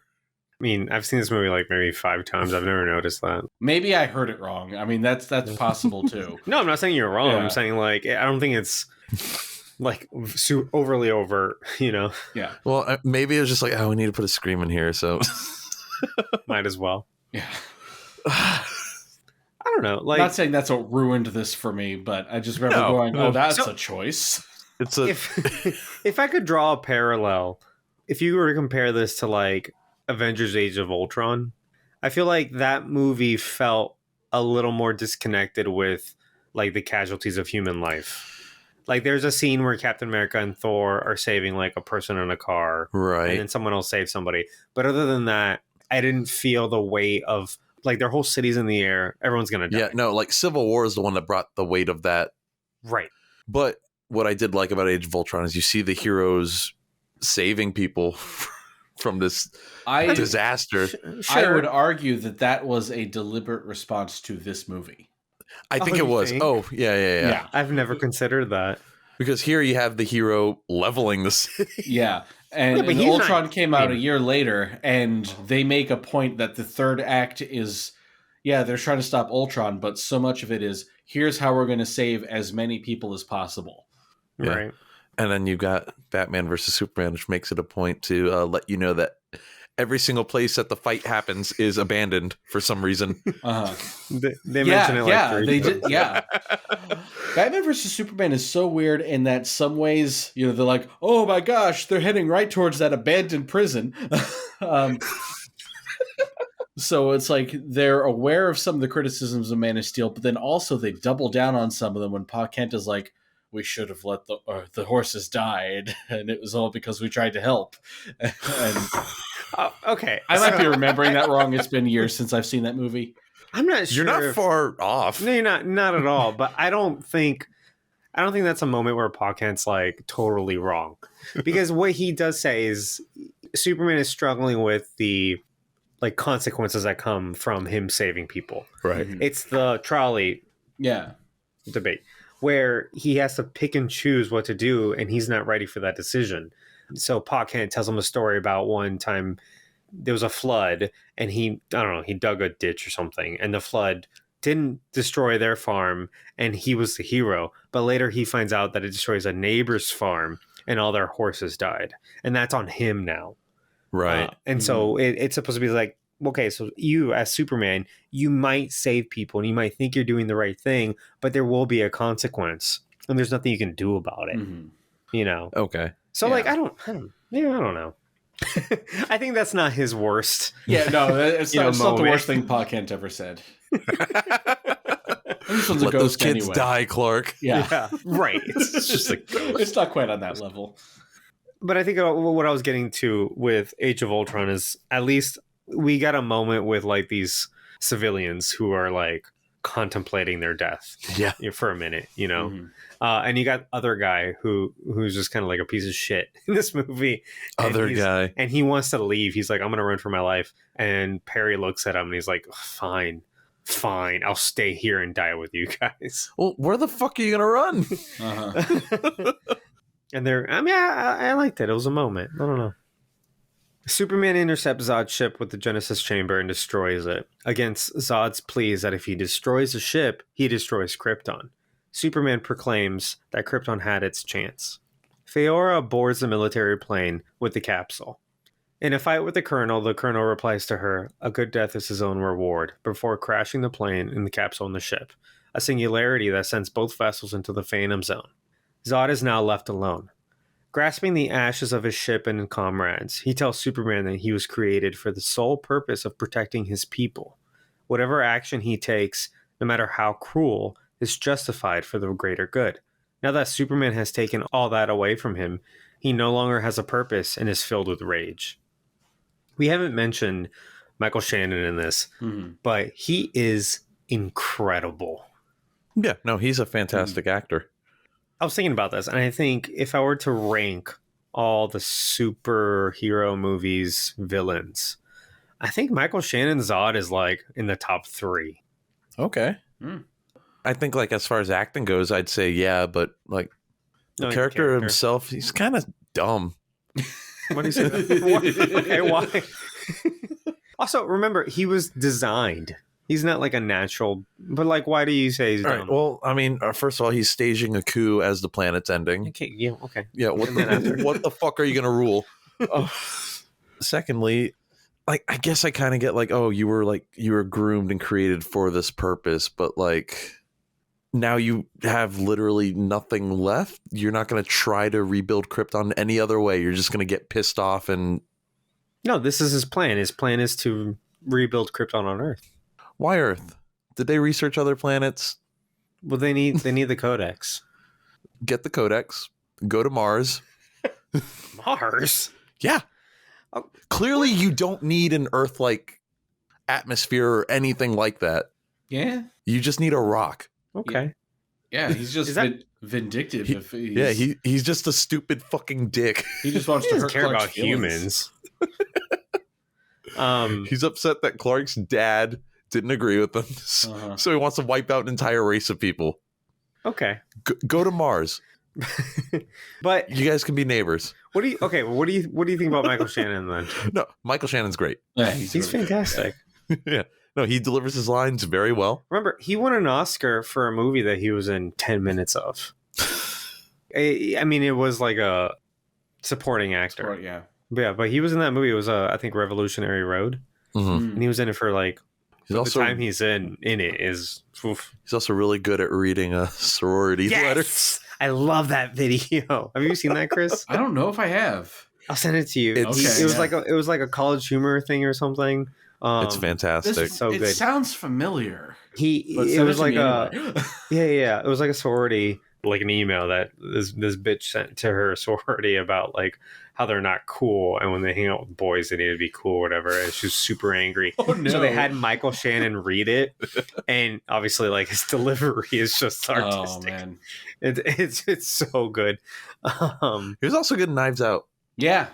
Yeah. Oh yeah. I forgot he was in that movie because it's not his usual. I was about to say he's really good in the fish movie. What's it Shape of called? Water. Shape of Water. He's Yeah. fantastic Yeah, he was very in good that in film. that. Yeah, he was the bad guy, right? Yeah. I mean, he can't not play a bad Michael guy. Shannon. Yeah, in any movie, you go, oh, he was the bad guy, right? And, He was the and bad guy, answer is wasn't he? yes. But at this point in the movie, his just delivery is so good. No, yeah, you can tell that he's like He gave 110%. Yeah. Yeah. at this point, like Zod is basically a broken man. My question is, you wouldn't be if you just like asked Clark, "Hey, can I get this codex and go to another planet and we can like kind of do our thing?" But it's in his DNA. Yeah, Like, fuck him. He has to kill him, basically. Mhm. That's the point of them. At this point, yeah, he didn't know that before though. He already just wanted to destroy Earth. I mean, maybe. Yeah, he was already Zod. on the destroy Earth and kill Clark train before he found out. Before he found out the codex was Okay, inside of Clark. that's true. Yeah. Anyway, I love him. I love this. We can argue the character, but Yeah, no, I love him as a villain here because his motivations are very straightforward. Right. And at this point, he totally just says what they are. He lays it all on the table. He's like, Mhm. this is my one purpose. I was bred for this, basically. And you took that from me. I have nothing anymore. grow up. All right. Well, No, character aside, no, he delivers these lines perfectly. Like you can, like I said, you can tell he's like a broken man at this point. Yeah, He yeah. just wants to kill Clark. Or should I say Superman? Am I going to piss off some WB executives? Oh, jeez. Superman and Zod begin to fight that slingshots them both in and out of Metropolis's skyline. As they fight, Zod, a trained fighter, quickly discovers his new powers that took Superman years to learn. He cuts a building in half with his heat vision and takes flight. The two land in the city's central train station, where Superman finally is able to overpower Zod in his chokehold. Looking onto human civilians, Zod questions Superman's choice to choose them over Krypton. He threatens a cornered family with his heat vision, to which Superman reluctantly snaps his neck. Superman screams in horror as Zod's lifeless body falls to his feet. This is the crux of this movie for a lot of people. This is where a lot of people draw Yeah. the line. This actually, Superman killing Zod was not one of my problems with the movie, actually. Oh, wow. Because the movie kind of made it to where like he was forced into it. He didn't want to do it. He clearly didn't want to do it. He was disgusted with himself after he did it. Yes, but the complaint isn't that. The complaint is that you wrote this to happen. You wrote Superman into this scenario. I think it's an interesting scenario that he was put in. What I didn't like is the entire battle right before this. Okay, yeah. where like Superman doesn't even attempt to take the battle outside the city. You think somebody that grew up in small town Kansas would be aware of, all the people dying around him as he's shooting lasers and shit. I mean, I would say that I mean, having heard all these criticisms for so long, when I watched this movie this time, I was looking out for this. I'm like, right, what could have you done differently? What could the character have done differently? And what could the writers of this movie have done differently? I would say like have Superman trying to lure Zod from the city, but Zod like doing something to either bring him back or, literally bring him back himself. Because Zod doesn't give a shit about the city or the humans or anything. Okay. Just something simple like that would make Superman's character seem better. But we also don't see Superman even near other civilians until this part, like right at the very end of the fight. Not directly, but I mean, but you're in Metropolis in the middle of the day. Chris, I know you have thoughts. Yeah. When I first saw it, I was like, oh, that sucks. I mean, just because, again, you can change interpretations from the comics. I feel like, though, and part of what makes him Superman is that he would have found a way around this. And and having that be what follows up the just wanton, mindless destruction of Metropolis. Yeah. It's, I don't know. There is maybe a story to tell about Superman being pushed to his breaking point and being forced to kill, which is something he doesn't want to do. That shouldn't be the first story you tell. I can agree with that. I feel like that's not earned, and then it's not dealt with. Like the weight of the moment doesn't land because this is what I was going to talk about earlier, the tonal switch from this and him, wailing in anguish and Lois holding him and then cutting to a really jokey scene right after it. It is just, that broke my neck. What scene? When he throws the drone down at the general and he's like, "You're trying to track me." And, and the general's like, "Are you effing stupid?" He says effing. Yeah. It's just all of that is like, all of a sudden it's a scene that's like very light and airy and full of jokes, and it comes right after this moment, and it's given no room to breathe. There's nothing in between those? Nothing in between. It cuts from one scene right to the next. Because I like that scene. I like the scene with the general. Again, it is a moment of levity. Yeah. But yeah, maybe put something out. Maybe work your way in there. Yeah. You have some kind of a montage of like recovering from this. But what got me this time, it's anticlimactic. It's just like, and now I'm going to snap his neck, and then that's, there's all this destruction stuff happening, and then snap, it's over. I didn't mean to make him sound like Waluigi. I don't know. It's just an anticlimactic ending to this battle that, and then it ends because, well, I guess I have no choice. I will break his neck. I'd also argue that the battle went on for just a little bit too long. I think that's what it is. I think if the whole fight had been a little bit shorter, it would have landed better. Right. I don't have a problem with the neck snapping.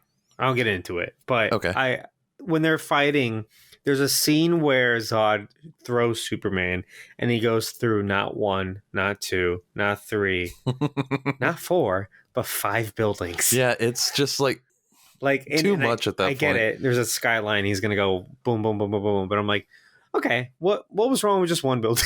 You know what I mean? Why did we have to kill another like 500 people? Yeah. Wonton is the correct word to use, Chris, because it is like a very careless. It's senseless. Amount of destruction. I think if you cut back on that, it would have worked a lot better, because I like the characters. I like that they're fighting. I like where their fight goes. Mm-hmm. I like all the bits where Zod is discovering the powers that Clark had all growing up. And he even says that he's like, I'm a trained fighter. Like, why do you think you're going to beat me? Yeah. I'm literally bred for this. Would you also say it was kind of a mistake for Superman to expose Zod to the atmosphere so early? Oh, what choice did he have? I mean, it was like in their first little battle, and he's like, now you got to get used to the atmosphere. Oh, yeah, that part. It's like, okay, well, he got used to it. Now he's as powerful as you, idiot.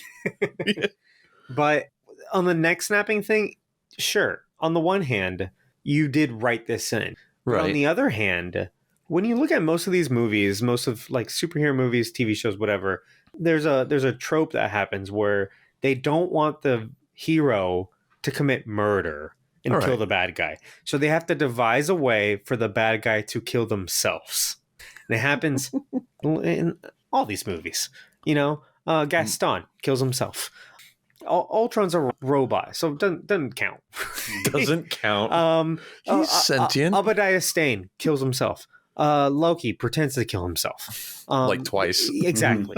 The list goes on because you don't want blood on your hero's hands. Right. But you have to resolve the fight, right? Here we have Zod who's saying, I have nothing left. My only purpose is to fight. And now I'm going to fight you. He's like, I'm literally not going to stop. Exactly. He says it, right? And then you've got Superman. There, at the very least, I feel it was, I'm scared to use this word, brave, for the movie to say, okay, we're going to put Superman, like, it was a ballsy thing for them to do. He has to kill the bad guy. Yeah. You know what I mean? Like, in what world does Zod kill himself? They could have thrown him in the Phantom Zone somehow if they really wanted to. But they already did that, and it didn't work, right? And also, if you want to get into it, Superman kills Zod in Superman 2. In the Christopher Reeve one, he like throws them down a thing. He definitely died in that. You know, apparently there's some like TV edits where they arrest Zod. What? That's a whole thing, yeah. But in the regular movie, he kills Zod in that movie too. So like, I don't see that as a big deal, honestly. Okay. And sure, like we're not going to see Captain America literally murder the bad guy in their movies, right? They've worked their way around that so you don't put blood on the hero's hands. Right. But it's, to me, like it is a little unrealistic, and I appreciate that you are putting that burden on your hero, that he does have to make that decision, right? Between unfortunately murdering the bad guy or letting him live and then, you know, kill this family or kill other people or continue being bad and murder and blah, blah, blah. It is funny how this one family got Superman to kill Zod, but all of the, you know, civilian casualties throughout the city during their just regular fight, he was just like, eh. Once you see their faces, you're like, oh, well, I can't let that happen. Yeah. If the building collapses, that's sad. If one family gets Zodded to death, that's just the worst thing that could possibly happen. Again, this third act, this fight, if you shorten it in certain places, I think it works a lot better. I didn't hate it. This last time watching it, I think I forgave it a lot more than I usually would. Okay. But I think, yeah, if Superman didn't need to be fighting the robot, the fucking world engine in India or whatever. No, he did not. And he didn't have to go through so many buildings. That fight could have been tighter. They could have had the military have something down there, do some shit. Exactly. That would have been better. So, yeah, this whole third act is just, to me, it's very messy, which is a shame because everything leading up to it I really do like. That's the thing too. I think this third act puts a sour taste in a lot of people's mouths, where if you watch this movie backwards somehow, you might like it better, because I think it starts off really, really strong, and at the end it gets a little bit messy. So start off with the destruction of Metropolis, him breaking Zod's neck, and then I bet you're wondering how I got here. Yeah, pretty much. I don't know. Clark visits his mother to help her clean up the rubble left at their farmhouse. She asks what he'll do now. He says he'll need a new job, one where no one will question his traveling to dangerous locations in search of a story. A casually dressed Clark enters the Daily Planet and is introduced to its employees by Perry White, unbeknownst to all but Lois that he is their savior. Clark wishes to his mother that if only his father had been there to see him finally use his powers for good. Martha Kent says he always saw it, as a flashback of a young Clark playing in a red cape in the laundry as Jonathan looks on proudly. How did he know to wear a cape and pose? Exactly. Yeah. In a world exactly. with no Superman. Right. Yeah. That is a little bit of a mind fuck. Maybe that was just him being like, man, this is cool. Yeah. Because here's the thing, though. I do visually like that scene a lot. Me too. I love it's so good. I love it. They made sure to use it in the trailer. Yeah, that was heavily in the trailer. I really do like that. But yeah, what you're saying is like superheroes wear capes and stand in that position because of Superman. Right. So why would a kid do that in a world where Superman doesn't exist because he will grow up to become Superman. Maybe there's some other superhero, because I'm sure they had comic books. Maybe. Yeah, it makes you think for a second, but also doesn't matter. You know Yeah, what I like mean? it doesn't matter. It's a good enough image that you're like, I'll just roll with it, I guess. Yeah. But the theme here is that Pa Kent always saw what a hero Clark could be growing He up. just wasn't ready yet, I I just guess. didn't want him to be, but he's gonna be good when he does. You better not When he do any decides harrowing to- while I'm alive, but once I'm gone, save them. Once he decides to start ignoring my advice, he's going to be a fantastic hero. Yeah. I do like this whole ending sequence, though. Like, it just, a lot of it, in a very bleak movie, it feels hopeful in a weird way. Well, I think that's Which the is point. ironic in that after just making Superman murder someone, they do capture the hopefulness of Superman immediately afterwards. I think it's funny that it builds up to like the final shot is him finally wearing his glasses as opposed to like taking them off. Like it builds up to Clark Kent. Oh, This is yeah. the Clark Kent Yeah. origin story. Yeah. But It makes me sad that we went right to Batman versus Superman. I would have liked one more Superman movie. I'm right yes. there with An you. actual Superman yeah. movie. We've talked about this a lot where Yeah. they shouldn't have gone, and it was because they're trying to play catch up with Marvel, Yeah. and they were so far behind. They're like, we need the team up now. How do we get there? I also would have liked the proper Batman movie as well Yeah, in this Maybe. universe. Yeah, Yeah. I've said this, but I think it should have gone Man of Steel. Maybe you could do Batman versus Superman, but then have him not die at the end, and then Mhm. do Man of Steel 2 with Doomsday in that. Have him die and then bring back him Justice League, or don't have him die until like a Justice League 2 or something. Mhm. Because I told Berto this the other day. How would you feel if Iron Man was killed off in Iron Man 2 as opposed to Endgame? No one would care. You'd be like, all right, whatever, fuck this guy. But in Endgame, we had seen him in like 10 appearances. We 11 saw or him so. go through his ups and downs. He had an entire And character arc. And so when he dies, that moment really, it means something to everybody. Because at this point, you care about the character. Oh yeah, it's earned. His struggles are, at least while you're watching the movie, your struggles too. Yeah. Yeah. But we just never really got Superman. We we got this movie where he's learning to be Superman, and while I might not agree with the choices of how they resolved this movie, I understand the argument of, well, he's learning how to be a superhero. I didn't think that was necessarily portrayed well enough in the text to excuse it, but I get that was probably what they were going for. And then we go right into Batman hates Superman, Superman dies. yeah, Death of Superman in his second story. Yeah, it is too soon. Snyder really just wanted to get to Death of Superman, and I've been in sort of the conspiracy minded thing where it's like maybe he just doesn't really like Superman. Like he seems like he is more in tune with like the Batman corner of the universe, which is fine.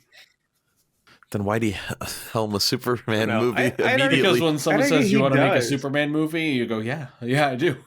Yeah, True. I mean, I'd argue that it might have been the studio that's like, we need to get the ball rolling because we're behind. This movie is being made in 2012. Avengers was taking over the world at this point. Yeah, because the first one had just come out. Yeah. Yeah. I mean, they're surrounded by all this pressure. I think what they're saying is like, we need team ups in a world that we don't even have solos yet. They took the wrong lesson from that then, because the reason why Avengers was big was because we had those solos leading up to it. Sure. Yeah. It got people hyped. It got people to know the characters. That way you don't have to introduce all the characters again. Yeah. They took the wrong lesson from Avengers, and they took the wrong lesson from the Dark Knight movies. Yeah. Everyone seems to remember the Dark Knight movies as being dark and serious and gritty, and they're like, well, this is how we're going to distinguish ourselves from Marvel, is by being dark and gritty. The Dark Knight movies have a lot of great light moments, a lot of great humor throughout.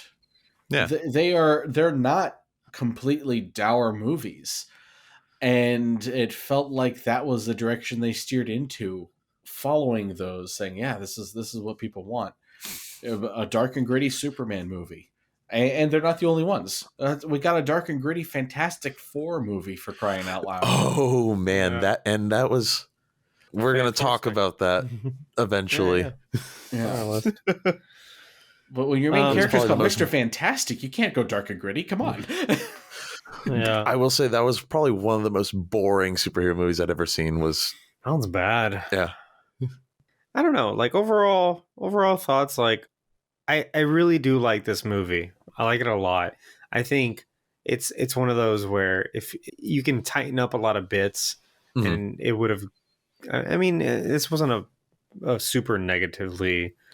Like the response wasn't super negative to this. No, there was a little bit towards the next movie, but yeah, I think what really works in this movie is that the main story is written by Chris Nolan and then screenplay by David S. Goyer, and so these are obviously the same guys who did the Dark Knight trilogy, and I think what they really focus on is on a superhuman story. And this is a coming of age adoption story for Clark Kent, and then how do we weave that into a Superman story? And I think that might have hit a lot better if, again, some of these other things were kind of like tweaked a little bit. Okay. You know what I mean? Like I said, play the movie backwards and you might like it better because it starts off really strong and then it kind of flutters at the end. But I don't know. What do you think? I do like this movie. I think it's one of the better DCEU movies, actually. I don't know if that's really saying much with what we've been getting, but regardless of all the issues I have with like the final battle and everything, the rest of this movie, it actually does feel like there's quite a bit of like heart in it. Yeah. And the other thing is like, do you like, what is hope? If Superman is supposed to embody hope, what does that mean to you? Because for me, it doesn't mean like, Christopher Reeve is just kind of like this. His depiction is just this overall super nice guy. He's patting the kids on the head. You know what I mean? Like he's taking pictures with them. He's being a good role model. All that stuff is great. But for me, if I think of hope, I think of like bad times and persevering because you're holding on to hope. The light at the end of the tunnel. It's a light at the end of the tunnel. Exactly. So like, I have no problem with this movie being bleak and Superman being the one to bring you out of that. Now, whether or not this movie executes on that's up for debate, I think. Because big time, yeah. Yeah, I think they could have done more with that. I think Clark Kent could have been a little bit more optimistic, more hopeful. And we just watched BVS 2, where he's almost naively optimistic in the beginning of that movie, and then it kind of crashes after that. It didn't last very long. Yeah, but so they're aware of this at the very least. You know what I mean? And I think maybe you had done a little bit more with this character. Maybe a little bit more optimistic, maybe a little bit more hopeful in certain parts, maybe especially towards the end. And that might have translated better. So like throughout the movie, make Superman like a beacon, basically. Exactly. Yeah. But that's why I'm saying like I don't have a problem with this movie being bleak because that's what it's trying to push forward.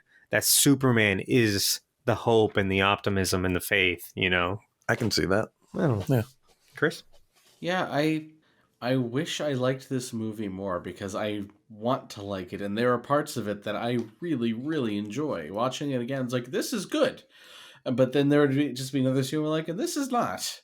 And in the end, the bad outweighs the good for me just slightly. Okay, yeah. Enough to make it where I'm like, don't need to watch this again anytime soon. But it also does make me want more of this. I would love to see some more Henry Cavill Superman. Oh yeah, eventually. Yeah, I would too. I thought he was good, and there is promising glimmers here and there of what could have been.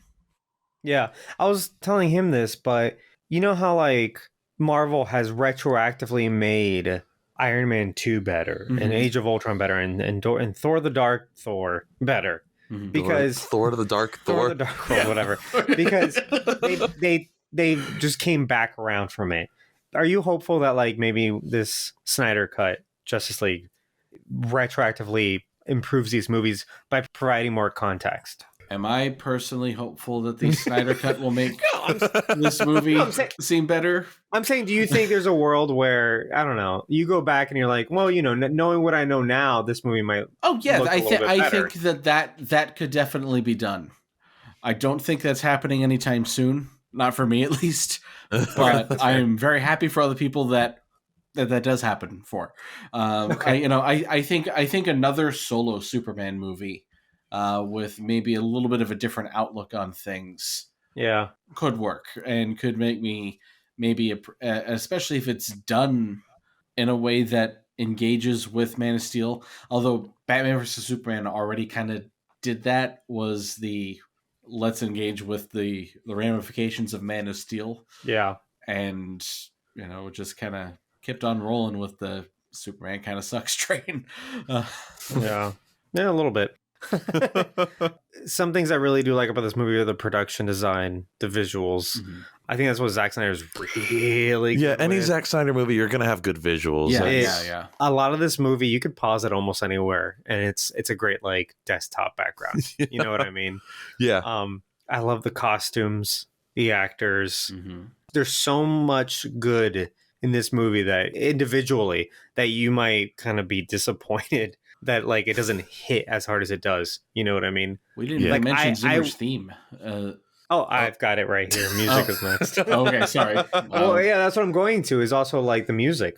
What do you think about the music, Chris? Now that you brought it up, Yeah, I really like it. It's hard for me to compare it to the John Williams theme just because that one has like permeated pop culture for decades now, for sure. as like shorthand for a superhero. But I Mhm. think that the Zimmer, the flight theme in particular, just it really works. It's like, again, I don't want to be like too negative, but like it makes me feel the way I want Superman to make me feel. It's very like kind of like that hopeful driving, Yeah. So Yeah. like that over him learning to fly that's part of what makes that scene so great for me. That's the thing. Like, I think the music matches the character so well. Does it match because- the movie though?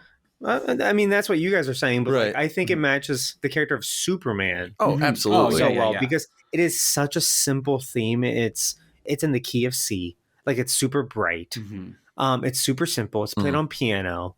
Like, and it's just dun dun dun dun dun dun, and that's it.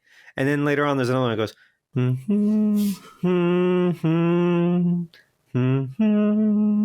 All right. That's it. Yeah. It's the simplest thing. And that's something that Hans Zimmer really excels at, is picking a theme that's a little melody that's so simple, and then he weaves it in and out. He textures it within his score. Yeah. This is one of my favorite themes of his, period.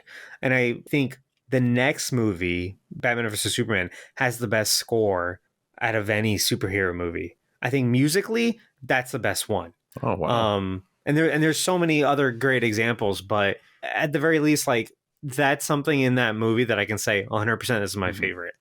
I think my favorite superhero score is honestly Doctor Strange. That's a good one. Yeah, It's I like very- that one. That's a very good one. Chris likes that Yeah. one. We've talked about it before Yeah.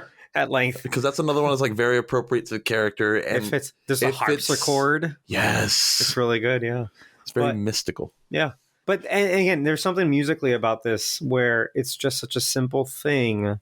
And then there's like these like deep chords underneath that makes it feel like Superman is alone. Like he's doing this on his own. It almost fits the visuals of this movie better than it does the themes. If that makes any sense. No, it makes sense because the themes aren't like super. It's so weird because like, yeah, this is a Superman movie, but is it? I think it is. Like I said, well, I was talking about nostalgia. I think so many people are so attached to the Reeves Superman and those Superman movies that they kind of can't let that go and look at something different. And that I kind of think- like I think that sours brings- their impression yes, on I it. think that brings this movie down a lot. I think it's hard for people to just take a fresh take on something, Right. even if it's perfectly valid in its own. You know what I'm saying? Yeah. I think that's one of the things that brings this movie down the most. And that's why I don't like when in Justice League, Danny Elfman brought back that Superman theme. Because I'm like, that Superman theme is great. Don't get me wrong. I love the music for Superman. But that belongs with that film franchise. Mhm. And this is something different. And if you just bring that over, then, well, fuck, you might as well bring back, Reeves from the Dead. Like, where do Oh you draw the line? No, I'm just saying, like, at that point, you might as well do Superman Returns, where it's like, oh, we recasted everybody, but it's the same universe. Yeah, we all know how great that was. You know what I mean? Like, what?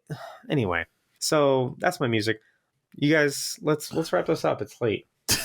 I'm super tired. Well, another thing I'd like to add to like your little list of things that were cool about the movie. The action itself was not bad. Oh no, it's great. It was almost like a live action Dragon Ball Z fight. And that's hard to do. Yeah, because the Dragon Ball movie you couldn't even do it. Right. But even then, think about Matrix, the third one. Revolutions, where they couldn't, it looks super CGI. It looks like video gamey. This, I mean, when you got two, super powered people flying through the air, I think action wise, this does nail it. Yeah. If it was again a little tighter, a little less destruction-y. We talked about this today. Did you notice the scene where Superman pile drives Zod through the concrete, like down a street? They did in today's episode of WandaVision. Yeah. It's almost shot for shot. And again, I'm not saying one copy the other. There's only so many things you could do with, these flying characters. I'm sure Dragon Ball Z's done it too. Yeah, probably. But Chris, any final thoughts you want to? I mean, pretty much covered everything. It's for me, it's like half of a good movie and half that leaves me wishing that it were a little bit more like the other half. Sure. Okay. Which I guess speaks a lot for the half that's good. Yeah. The half that's good. It's sure. Like, okay, it was nice to be reminded that, yes, there was stuff that I do like about this movie, because I was like, I felt like I remembered that there were things that I liked.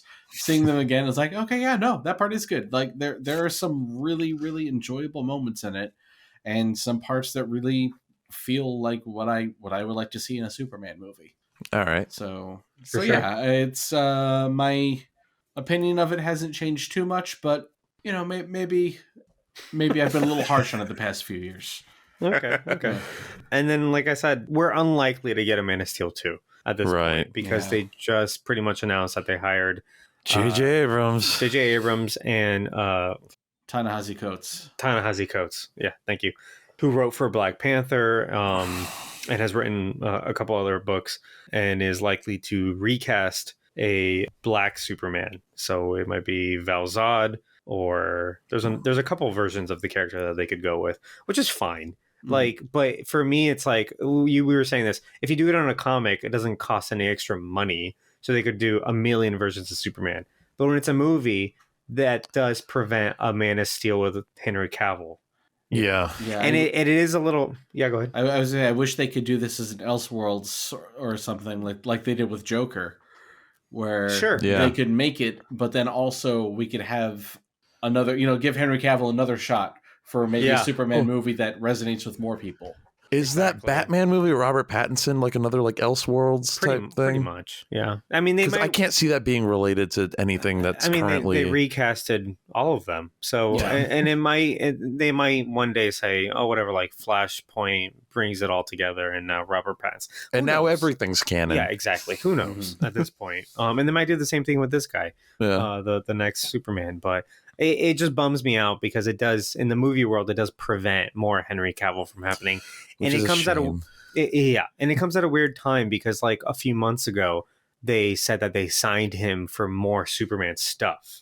They didn't say a solo movie. They said cameo appearances in other movies, which we assume is like a Shazam 2, which Black Adam. Or like Black Adam or something like that. But it is very disappointing that he doesn't get a second movie. Like Ant-Man's getting 3 movies. Why can't Superman get 2? Well, Ant-Man's fucking awesome. Okay. So, I don't know. Yeah, final thoughts. I don't know. I really do like this movie. I think the strength is in some of the writing, like the big picture writing, the Chris Nolan, probably what he was involved in. It does feel very human. There's some execution things that I think could be tightened up. But overall, I like it. I liked it better this time, now that I knew the stuff that like made me bother me a little bit going in. But yeah, so that's it for our bonus episode. Next time we are going to do one on Batman vs. Superman, Dawn of Justice, and that'll carry into Zack Snyder's Justice League. So I'm super excited to see that and see how that affects our thoughts on this movie in the next one, right?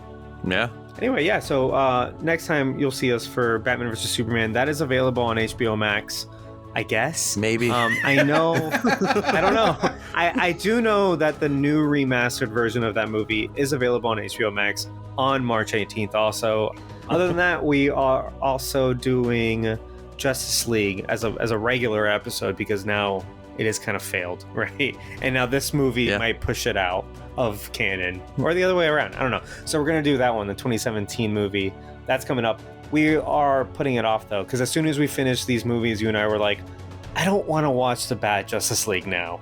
Like I don't want. Yeah, I want to see it as intended first. Yes, I want to make a judgment on that, and then compare it to the Joss Whedon nightmare. That exactly. I don't want to break up all like these three movies as intended with that. So we're gonna put that off and do that afterwards, and we might review the Snyder Cut. That's up in the air. So that's it. Thank you guys for listening. Thanks to that piano dude for a musical intro. Make sure you guys leave a rating or review. Tell a friend. Every friend. Tell every one of your friends. I'm telling Chris right now. So do that. You can find us on Instagram at Films from the Phantom Zone. You can find us on Twitter at Films from PZ. If you want to contact us, argue with me, that's the place to do it. I'm waiting for someone to just like give me a hot take. All our episodes are available on YouTube also if you want to listen on there, if that's how you like to digest your podcast. But and then Chris, where are you available? If you want to find my podcast, Assembly Required, an MCU retrospective, we are available on Apple Podcasts, everywhere the podcasts can be found. You can find us on Twitter. It's at AssemblyCast. We're also on Facebook. Thank you both so much for having me on. I really appreciate it. It was a lot of fun. Yeah, man. Yeah. Thank you for fun coming. to step into a different universe for a change. I've been talking about Marvel for so long. It was fun to step out. Oh, I completely agree. When I went on your podcast to talk about WandaVision, I'm like, it feels good to talk about something good. This is new and good. This isn't old and sucks. Yeah. Yeah, guys. So other than that, we will see you next time. Goodbye. Bye. Bye.